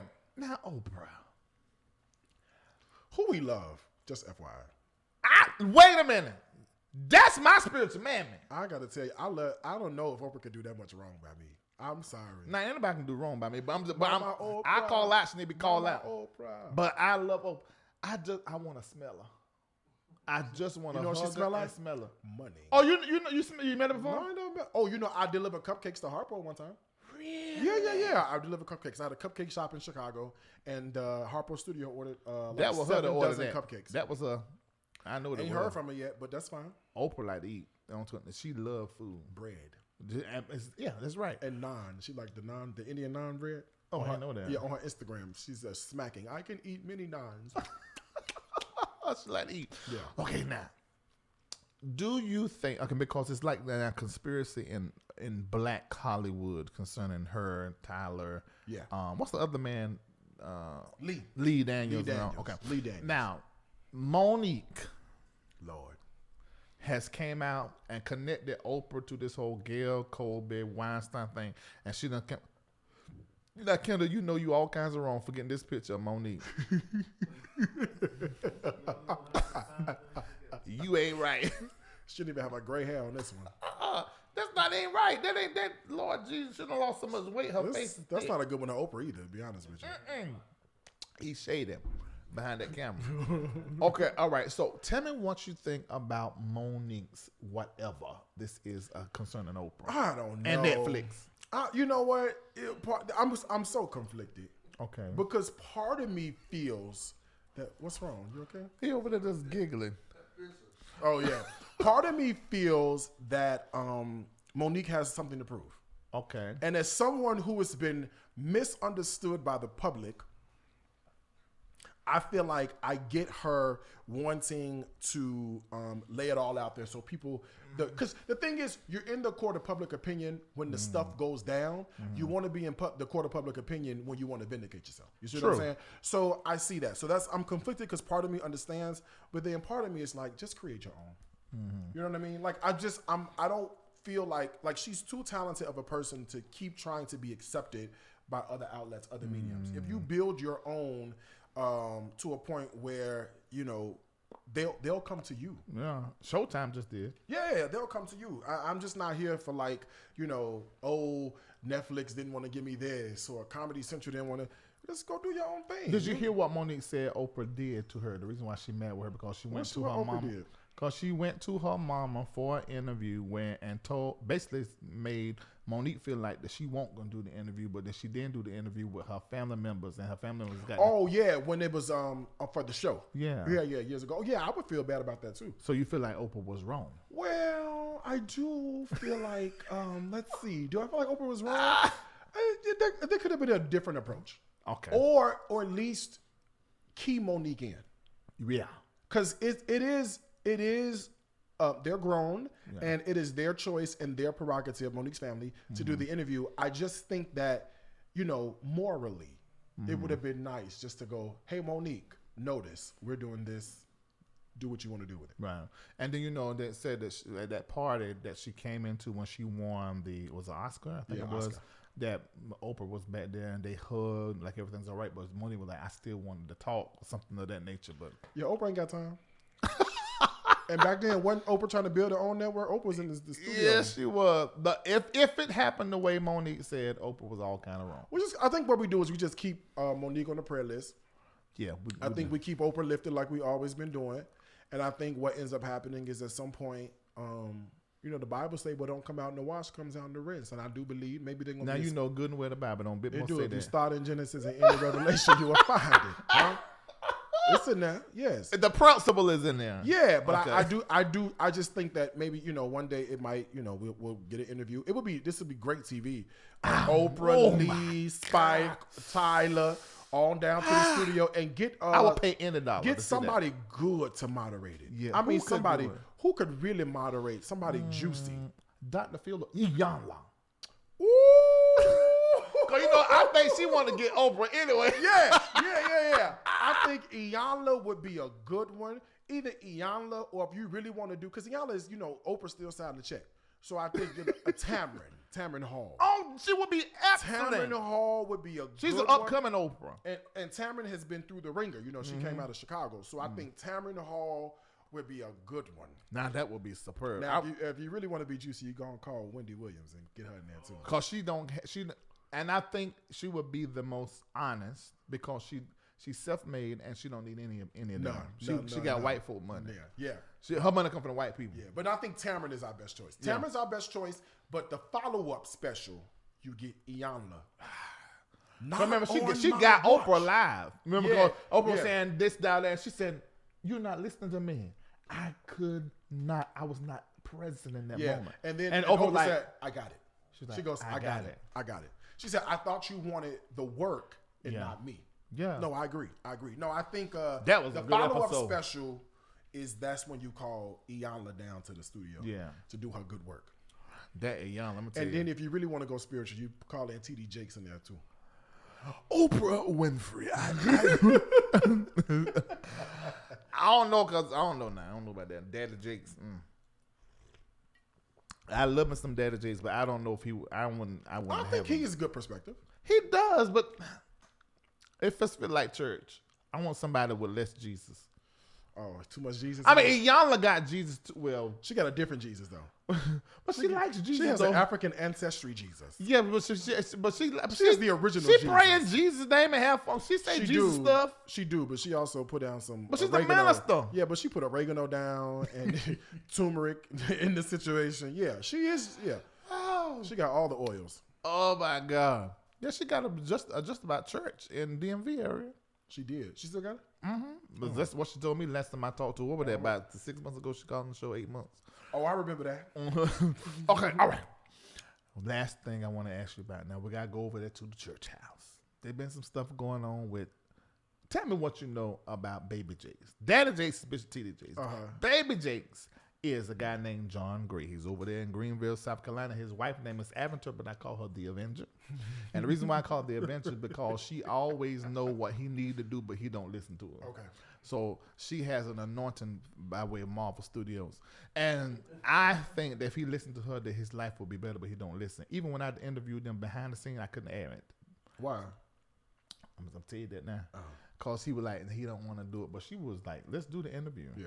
But he didn't want to do it. He just done it, over the phone. And it was not to be aired. Tell me what you know about it. I'm going to tell you what I know about it. Then I want to get your perspective. Well, here's the problem I have with Pastor John Gray. He is very verbal about homosexuality. Oh, is it? Yeah, he's very verbal about homosexuality. Wait a minute, I ain't know nothing about that. Yeah, I have a problem with that. I mean, I get Are you sure? Yeah, we've discussed But this on are you sure? No, I'm 100% positive. We discussed this on Periscope before. And y'all got to send me a clip. I ain't never seen. And then he put he got Tasha Cobbs down there, and Tasha Cobbs. But she leaving in 2 weeks. Good. Found out about 2 hours ago. What's they had their going away party on Sunday. Good. They had it with so the staff. Tasha, I don't really, I can't. Now I do know she do the homosexual in her on the song. She got the song. God, break the chain of homosexuality. And I had the headphones on, and I was in New York City walking down, and I was just in a bit of worship. And when I heard that, I wanted to call the Apple and get my $9.99 back from the You CD. can do that. They'll give you money. I need to call back and get my $9.99. I paid for her CD. Oh yeah, they'll give you money. When I heard that, I said, "But who the one was doing the makeup and the hair and the stuff? It was the people, my people, the L and the G and the B and the T and the Q. I don't understand." So I had a problem with that. But yeah, my issue with John Gray is just there's not an inclusive theology that he preaches, and I've got issues with that. And then, there's been a few things, with the cheating and the other woman and whatnot, and I just got a problem with that. So you feel that's like why that that's why I really go to church though, because I ain't perfect. You don't go to no other church. No, church is chicken. So I'm eating unconsecrated honey lemon pepper chicken. No, that's why you gotta seek him for yourself and die daily on your own. Okay, so all right, now this is the thing. He now in a situation because he went over to took over that white man church. Yeah, and now the white man want him to get the whole hell in heaven up out his church. Oh, he does. Yes, he does. Ooh. But John won't leave. Okay. He's staying there, and he got the day in court, and they keep coming up on my show because everybody keep filing papers to court, and he won't leave. I think he should go ahead and just get on out of there. The heaven and hell out the church. Get up out the church and go get your own. But then what is he going to do if he leaves there? If he leaves relentless, where he going to go? Relentless is him. That's his darn church. So he just go get a building, call it Relentless, and tell everybody come over there. So why don't you think he wants to leave? What's the reason he's staying? I feel as though it's an ego thing. Yeah, I was going to say pride. I think that's what it is. Yeah.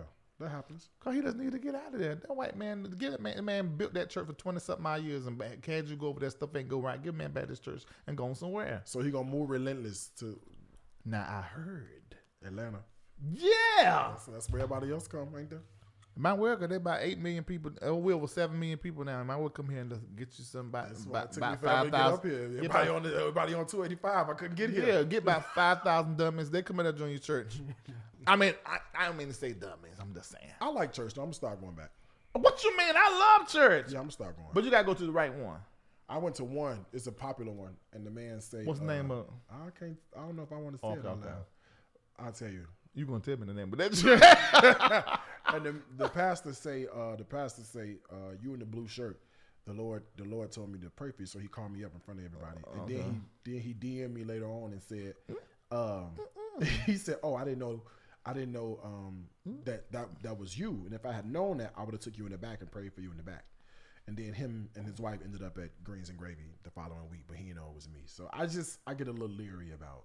You got to be the churches. You got when you are. I don't need to join no more auxiliaries. When you're a public figure, you have to be. Cause every pastor is not fit for to handle your gift. Yeah, that was. I was like, whoa, like really? Most pastors are only fit to handle people who are, 4-wall dimension saints, not people who manage to go beyond the 4 wall. Yeah, and I come back from Baptist, so we don't do all that. Come up here and we pray for you. But do you like that prophecy and stuff?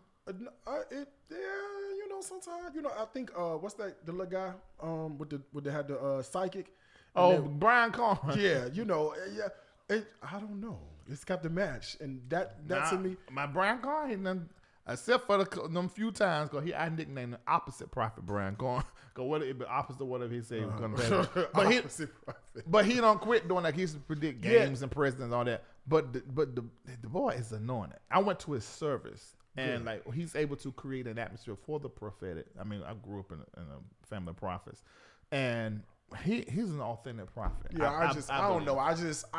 Bernard Jordan. What am I thinking about? Thank you, Holy Ghost. I don't know about the prophecy. You need to meet my mentor, Bernard Jordan. Because he is like the mentor and spiritual coach and guide to the celebrities beyond the 4 walls of church. I need to meet him. Yeah, I'm trying to tell you. I'm for real. I mean, it's just practical. Okay. Coaching. I mean, he's a millionaire, so when it comes to businesses and stuff like that, he is. I got a couple dollars. Yeah, I know. For me, they tell her I owe everybody, but that's fine. That's all right. I know what they say. But connecting with him, and I noticed an increase across every area of my life. He's a coach. He's an authentic. Oh, great I like coach. that then. I like good, positive. Yeah. I mean, it's. But the minute I feel something funny, I'm out the door. Oh no, it ain't that. Okay. He a little spooky sometimes though. See what I'm saying? Because he's a prophet, so he a little spooky. For instance, I went to New York not too long ago, and I was trying to find a place for me to have my show in the basement, and I want to do like TS had her show in the basement, so I want to get me something where I can stay in, with have all my family and stuff, but then have my stuff in the basement. Uh-huh. Oh, that's the next thing I'm gonna ask you about. Make sure you load Dio and Geo and TS, and then we're gonna get up out of here. And I went he was sitting there. He said, Larry, I see a place you're about to move. He's like that. Okay. He's that type of dude. It ain't no vague. Well, I've never come across specificity. Oh, that's Bernard Jordan. Okay. I was at a service. And he was just, because he don't, he was doing preaching, and he was called pray for this woman, and he was about to go back to see. He said that ring on your left finger, your grandma, she was 69 when she died. She gave it to you and told you da. Make sure. She said, but the thing she did not tell you, giving that ring, wearing the ring, you're going to get the same thing that she died of, pancreatic cancer. Take it off. That's how he is. Okay. Okay. Well, let me see that. Let me experience that in some facet or some area. And it's always something that makes your life better. It's like you following that direct. I can't even say to people I know that he mentored that are in Hollywood. That's fine. No. I'm completely open to it. I'm still gonna look at him with one eye open and one eye closed. But that's fine. And you should. Yeah. That's what I did when I first met him. Okay. I was like this. You got your experience. Yeah. I done heard my mama that told me you was a witch. You gotta look with one eye open and one eye closed these days. I don't know. I don't know. You got to. It just how it is. And so I didn't just jump into it. I was not like that, and I'm not like that with anybody. I can't say I'm a skeptical person, but I pay attention. I am. Yeah. Yeah, I am. But see, I pay attention, and all people want is they want your man and they want your money. That's all they want. Ain't that the truth? That's all they want. Lord have mercy. Okay. But this is when he get money to you. All right. Now this is the last thing that I'm gonna make mention up here that I want to know about. Now this is over here in your community now. The L, the G, the B, the T, the Q. You can't act like you don't know nothing about this. The I know you know about this. Wait. Ladies and gentlemen, those of you that are watching, this right here is the TS. TS standing for transsexual, right? Yes. T.S. Madison. She's a very online, popular female. But she cut her peen. She didn't cut hers off like on what's they want to do. She keep her peen. You can look at a video. She got a flop around at her front door. And then, but this is the man that been It's her doing what? flopping. And her what?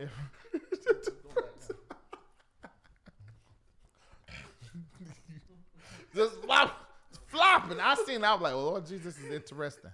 Cause everything else is a woman except for that right there in that middle part. But anyway, Oh, you know God. she been on my show. She been on my show before. Oh, God. Very funny, I love very T.S. nice, Yeah, I love T.S. Madison. hilarious.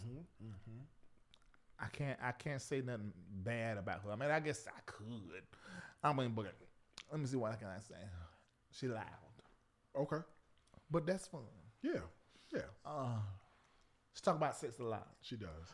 but it'd be hilarious. That's about it. All I can say. Oh, she cheat. She hate when I say that, and I probably gonna get in trouble for saying that. She can feel a certain kind of way, but I don't even care. Okay. But she cheat. But I understand because of how she built her empire. She was sheep to a Jew or just No, she this is cheap. hearsay or this is No, like- I know this personally. Oh, okay. This ain't all. Okay. This ain't nothing what it Because sometimes you can say somebody's cheap and it could be like this is No. a theory that they're cheap. No. Or you could say they're cheap and this is No. like actual receipt, cheap receipt, discounted receipt, She is cheap. coupon But receipt. she getting out of it. What I heard somebody told me she getting out of it. But she's cheap. I should need to quit that mess. Anyway, Gio is the person that was. Well, yeah, that's right. He been with her for a long time. Do you know what he did? Now this I got a whole problem with. He went online. You don't know what happened? Of course I know Oh, what I'm about to happened. say, I was about to have a good time telling you this. No, of course I know what happened. But he went online and started. Well, he didn't say her name, but we know who he was talking about. Yeah. We And then, know. but he came in the next time. He really went in. Yes. On the 2 live videos. I think that is. I ain't gonna say what I think. Tell me what you think about it. Okay. So I don't know if I agree with him going online the way he did, but what ends up happening is a person gets to a point where they get fed up, you know, and they're like, I just got to say what I got to say. I got to just get it out. Especially if you've been behind the scenes for so long and T.S. Madison has been the one who's been in front of the camera, then I could see why he wants to get his story out in the open. If you do that, because that is his right, you must know that that relationship is damaged forever. There is no going back. There is no reverting back to where we were. At this point, that relationship is completely over. And if you're okay with the relationship being completely over, then by all means, speak your piece, brother. I hated it. I don't like it when. It makes for juicy content. Oh, though. absolutely. Yeah, it's I ain't juicy gonna as lie. hell. I mean, that's what my show is. Whenever it come out, I get to talk about it. We know. But We're aware. But I don't like it. I was like, why did you do that? I wish he had somebody in his life to say, Gio. What was he supposed to do? Call him. No.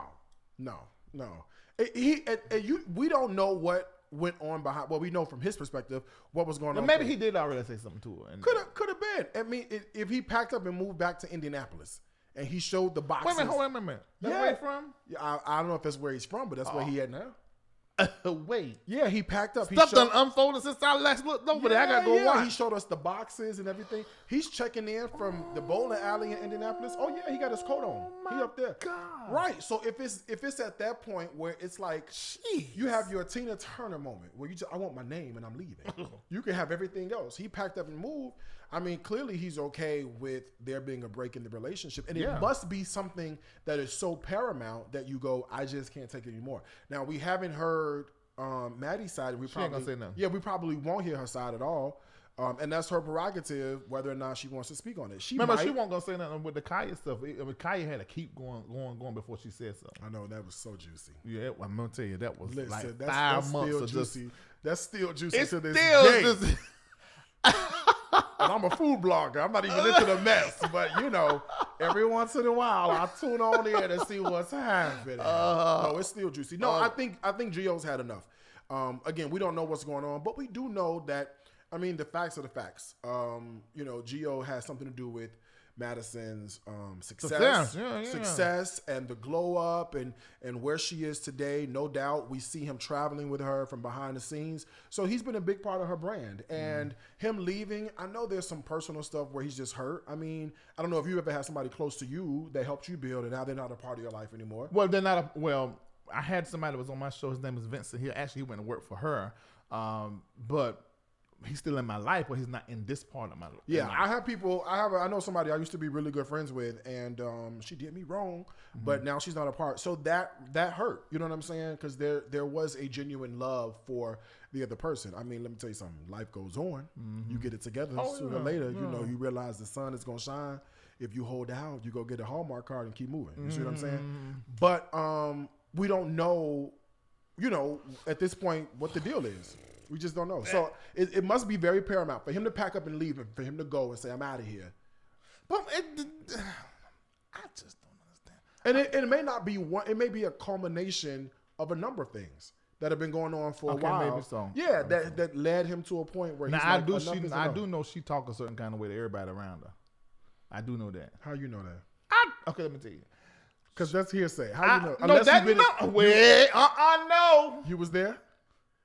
Let me tell you. Let's listen. Okay, so it was 2000 and was it 19? And see, Madison don't like for you to talk public, like she's gonna be mad at me concerning this and probably feel a certain kind of way, but I don't really care. Well, she been a greens and gravy. This is the opinion of him.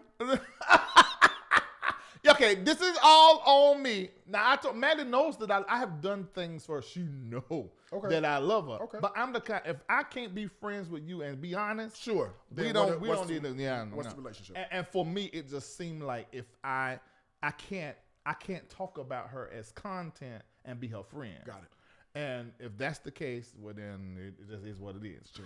Yeah, but anyway, so I had her on my show.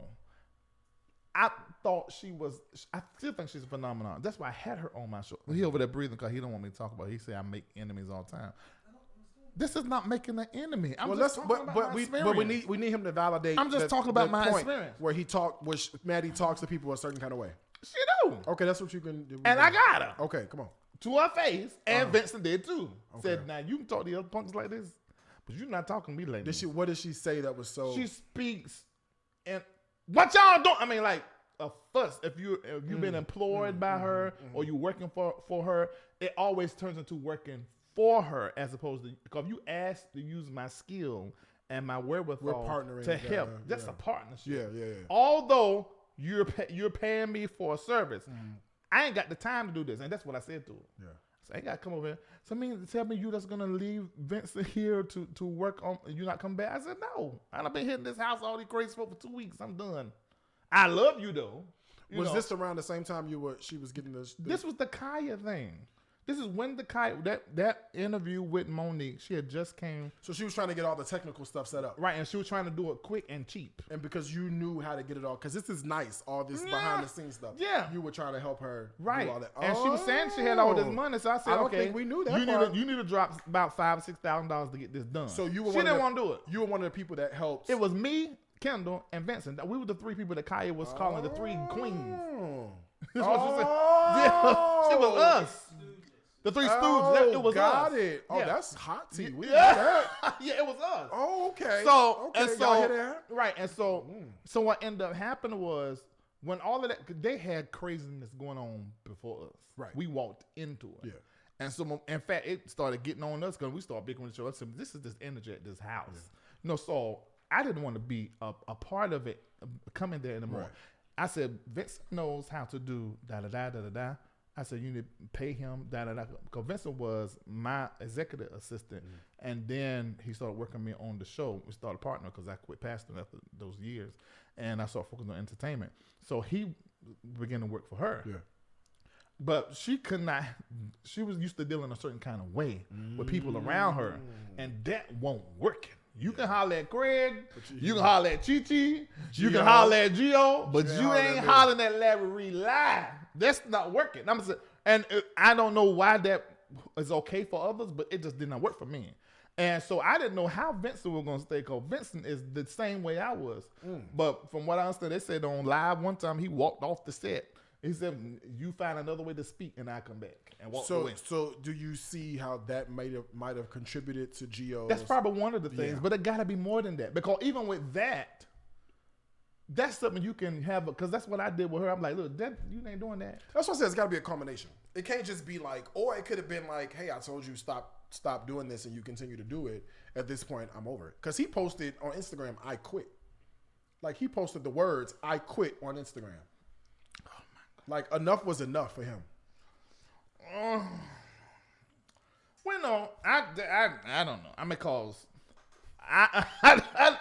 I just don't think he should have went public and brought that out there, because that's like 7-8 years of relationship. That's secret. Now I met Maddie, worked a little bit, and went on about my business. I mean, although we can text back and forth if we really want, every once in a while when something happens. Yeah. I mean, there's been stuff I seen, like I called into, Armand Wiggins. I do know. Well, I just learned of Armand Wiggins last night. Because he's a YouTuber. That 1 hour and 45-minute video. I did not know they were going back and forth and fighting. Oh, they put him in the comments. Well, see, I didn't know they were going back and forth fighting. So like some months ago, but he had called me and reached out to me and stuff. Not called me.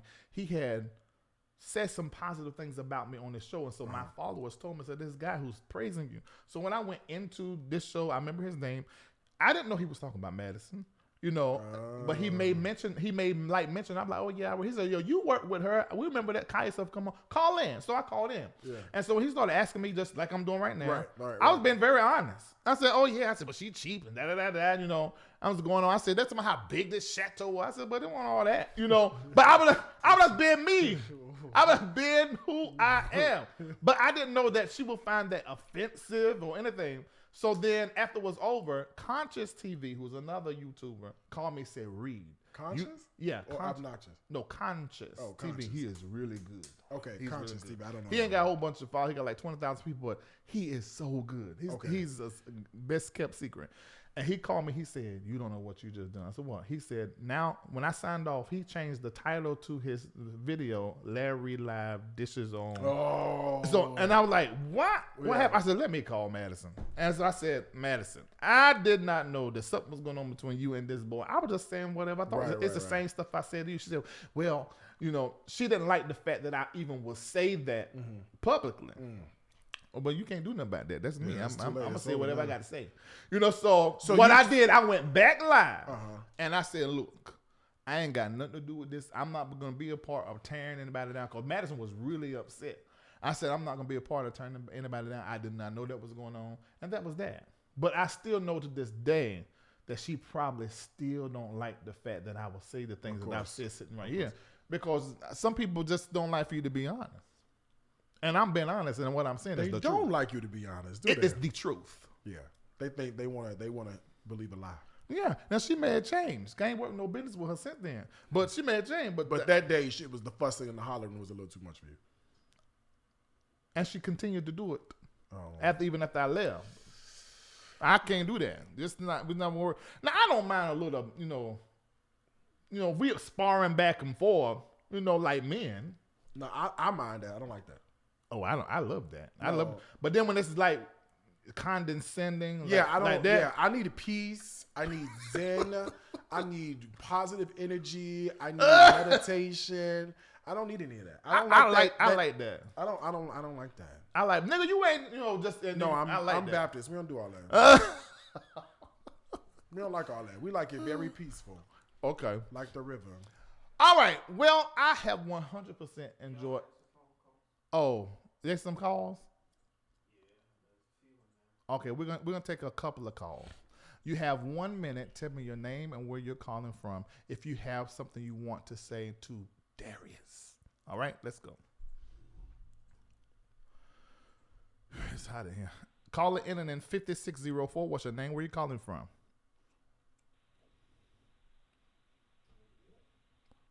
Caller. All right, they got something that's going on in their life. Caller in 7210. What's your name? Where you calling from? Hi, my name is Keisha, and I'm calling from North Dakota. Can you hear me? Yes, we can. Good evening. I want to start off by saying I absolutely love what Darius has done, how you have built the brand. I've been watching you. I started watching you on YouTube, but then I started really following you on Instagram. I think you have done a lot of amazing things. But Larry, I have a comment and a question. Okay. First, Darius, have you canceled the Dining with Darius? No, it's not canceled. Okay. Good. Did you hear it was canceled? No. Oh, yeah. No, I didn't hear it was canceled. Yeah. No, we sold almost 3,000 tickets, so it's completely sold out. So my commitment to Dining with Darius Cooks still stands. I didn't know if with all that was going on, if that had been canceled. Other thing I wanted to say, 2 comments. Larry, it seems like this is an old boy. I shouldn't say boy. That's disrespectful. I'm sorry. Men get together powwow like you guys go way back and not truly an interview. Now, I absolutely love what you have done, Darius, but when you closed your restaurant, I felt like it was a little disrespectful to people when you said people chose to be an employee, which they did, but everybody doesn't start at the top. And I felt like you should have understood that, being that you weren't born with a silver spoon in your mouth. The other thing is, I know you suffer from depression, and there's different levels of depression. Everybody isn't just in the bed, suicidal at some point. But from watching you, I really feel like that you were playing a hand. It's a strategy. Say depression a part of your strategy to keep from losing your entire brand. Because one day you started talking about it, showing the pills, and the next day, like, oh, we closed. And after doing some of my research, because honestly I was like, oh, he's kind of rude from other people. People can find new jobs and yada, yada, yada. I just found out that your restaurant, Soul Crab Atlanta, lost its business license back in the summer of last year, which I have common sense enough to know that has nothing to do with your credit repair business, all of that. Anybody who thinks they're tied together, they just don't have any common sense. But I kind of feel like maybe you're not giving the whole story. Yeah, I'll fill you in. You're absolutely right. So when you say lost, well, let me get it off the phone before. Thank you so much for calling in. When you say lost its business license, I just want you to understand how business works, because I think that's where a lot of people are like, oh, what happens? So there's no way I could lose a business license for a restaurant and still have a valid liquor license for a restaurant and still pay sales tax. So I didn't lose a license. What happened was when I opened up, I had Greens and Gravy as a restaurant first. When I opened up Soul Crab Atlanta, I opened up a sales tax account and a business account with the state for Soul Crab Atlanta.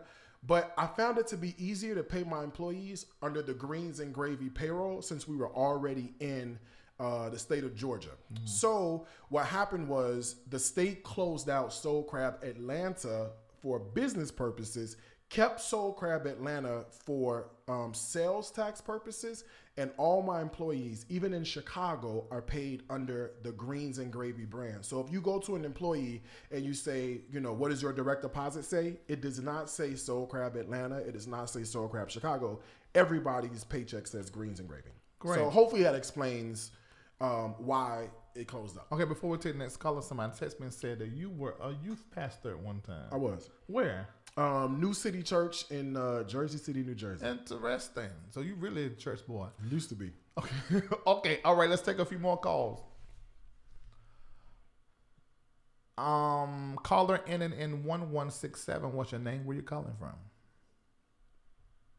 Hi, how y'all doing? My name is Lovely Lyricist. I am straight Beehive. Hey, Darius. What's up, Beehive? How you doing? That's the term we use. I can't wait for Periscope. That's all I'm saying. D-Hive. The D-Hive. Okay, cool. Yes. D-Hive, yes.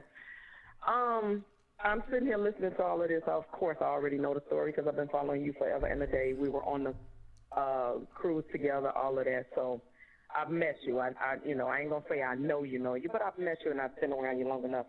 I think that the previous caller, just like a lot of other ones, have not really thought deep into what life really consists of, and that sometimes you have to think about you. I think that, listening to the blogs and all of the craziness coming from people, I don't believe that a lot of people really think about what mental illness can take you to, and I don't think they really care at this point. I think it's all about self, but when you think about self, it's a problem. But I'm going to say to you, keep going. Keep doing what you're doing. Larry, I love your platform. Thank you. Y'all two should do a show together. I'm just saying, this is awesome. Thank you. We sitting here like don't want to move. We done poured out ice cream. I love it. Thank you. So it's good. Oh, I appreciate that. Thank you for that admission, and you're right. When you start to think about yourself, it becomes a problem.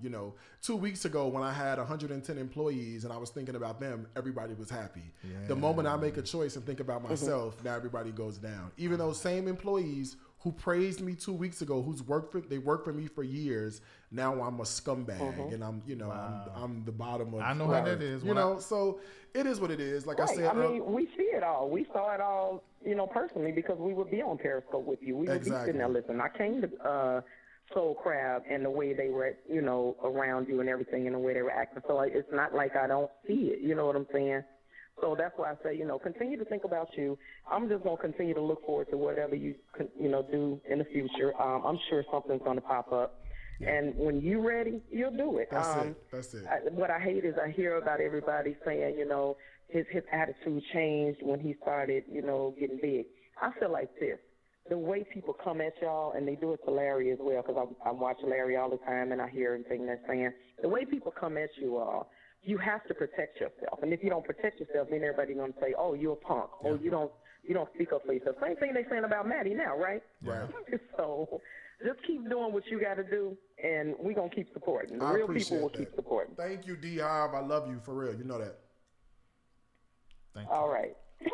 Thank you. All right, let's take another call. I'm tired now, though. Caller in at 9262. What's your name? Where you calling from? You have 1 minute.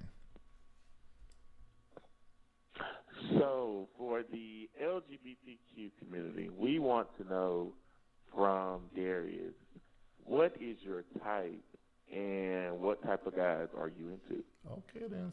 Send your nudes to my DM. No, I'll just play. Well, no, I'm not playing. I don't. Let me write this phone. You know what? I could have used my platform. I have gotten my share of titties. Oh, you can have mine too. I'm open. I don't really have a type per se. It's more about the person and where they are. Use a lie. He done told us he wanted to just shrug. No. I do want a husband. I'm looking for a husband would be nice. Husband too. Husband. Yeah. You want to be married? Yeah, we ain't got to be married like on physical paper, but I want somebody that's their mindset. Okay. Yeah. I don't want to be. So your type is breathing. For right now, yeah. Let's start with that. And able to pay for dinner. Okay. Breathing and able to pay for dinner. Let's go from there. Let's start with that.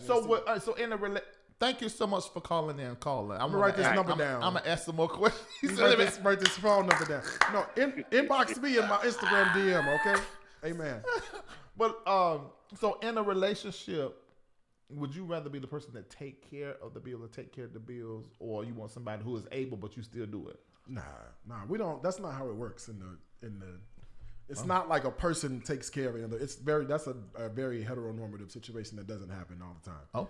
Yeah, so I don't subscribe to those because I'm able to do things that the next person may not be able to do. So, but you got to make sure you pull in your fair share in the relationship. I can hop on a plane tomorrow and go to Fiji. You can't. You know what I'm saying? Not you, but the other person may not be able to do that.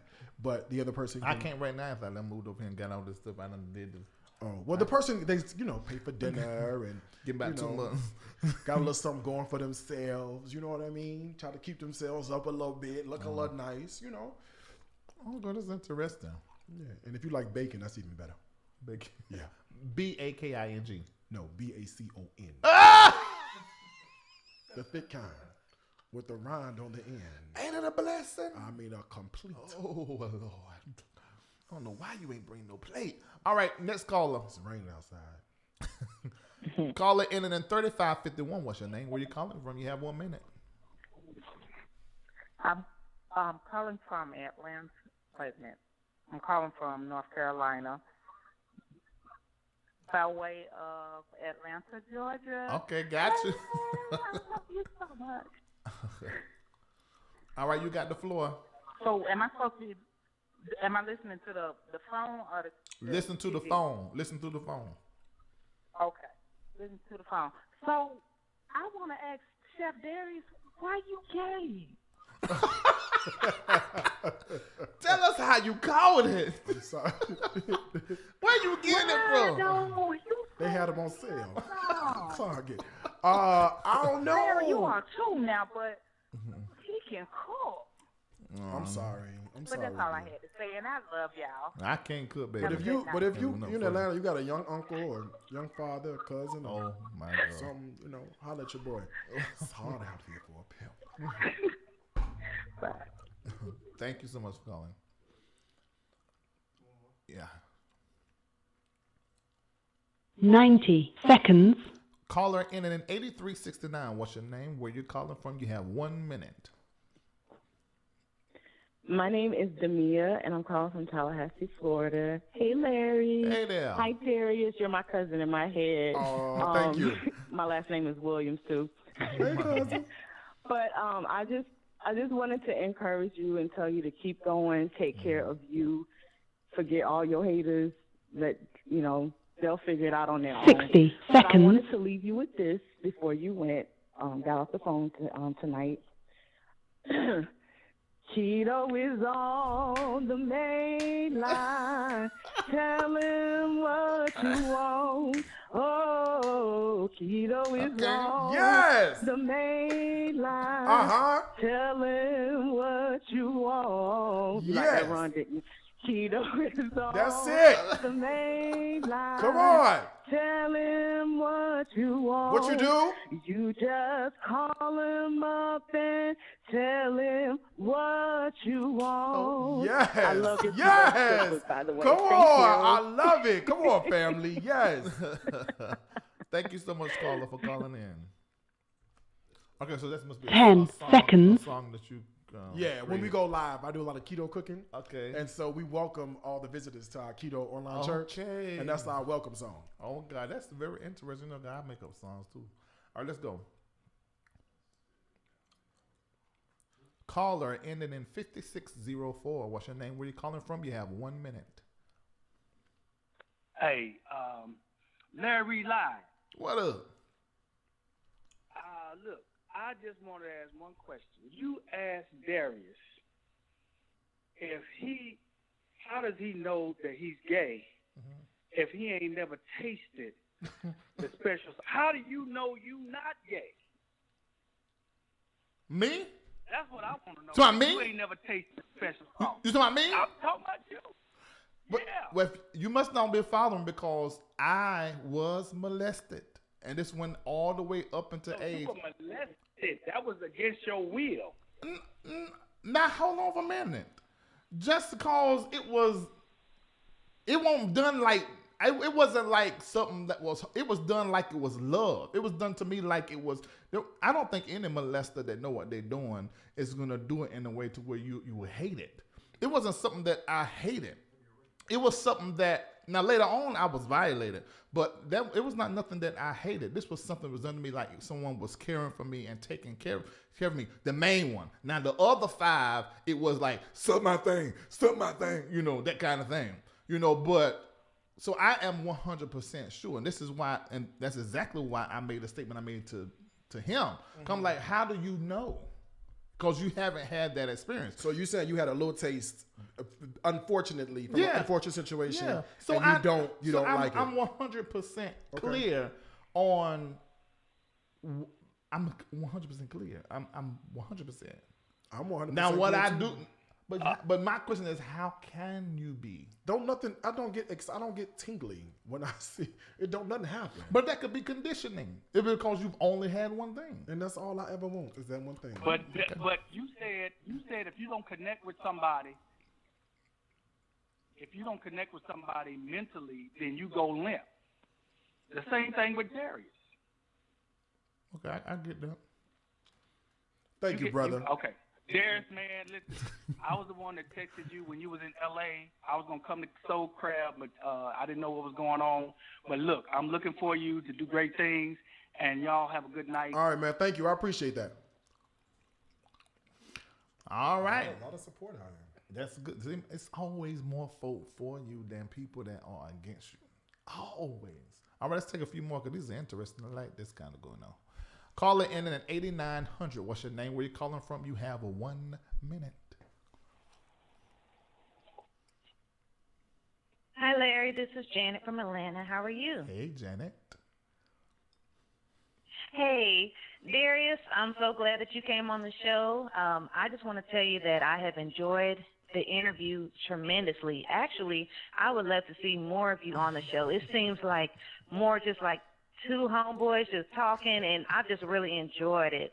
So I think you're perfect for commentary for LarryReidLive, and I just want to encourage you, don't stop, don't worry about your hater, and just keep going, because at the end of the day, you have to take care of yourself, and once you get yourself back together, whatever God has for you is going to be even bigger and better. You haven't lost out on anything, and that's all I want to say. Thank you so much. Yeah, I appreciate that. All right, you too. That's great. I told you were good at this. Caller in 6036. What's your name? Where are you calling from?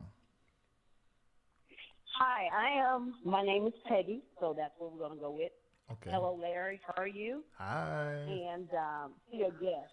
Hey, to your guest. I want to say I'm really excited that you're dealing with your mental issue part, because a lot of times people don't realize how far they can go. To share something personal, which is really touching, is that my mother committed suicide when I was 14. She tried to take me with her probably 4 years in a row. And I just lost my son who committed suicide about 3 years ago. So May will be 4 years. And I wish someone would have talked to him. I wish someone would have told him that it could be okay. I wish that he didn't take the stress of becoming a CHP for California and his stress on his job. And the last call I had with him was that Friday, and he said, Mom, I'm just glad you love me for who I am. But I really want to commend you for stepping back and realizing this thing is bigger than me. And I spent 30 days in the house asking God, why would you let my son commit suicide, knowing I'm a preacher, knowing I love you? And God answered me, and I was not prepared for the answer. But I do want to applaud you for finding yourself in a place to where you want to deal with you. And do one thing, just remember one thing, if nobody's told you the day they love you, I'm Kathy Gray, for real, and I do love you. Take care. Appreciate you guys. Wow. All right, bye-bye. Wow. Man. Okay, that's the end of the show. That was deep. I just said the end of the show, nigga. What you think?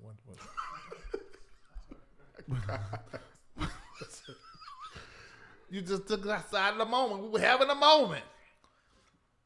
Wow. Man, you just never know who out there listening and how those things parallel and why.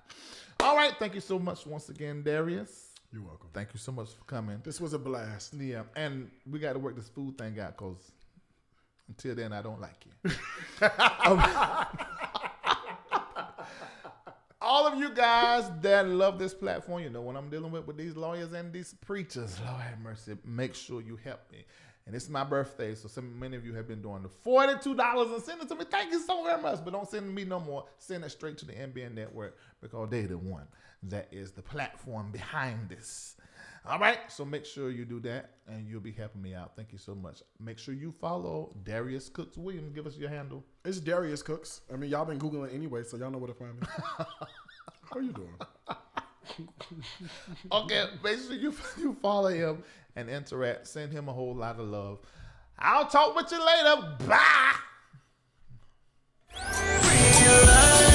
ain't nowhere else I wanna be.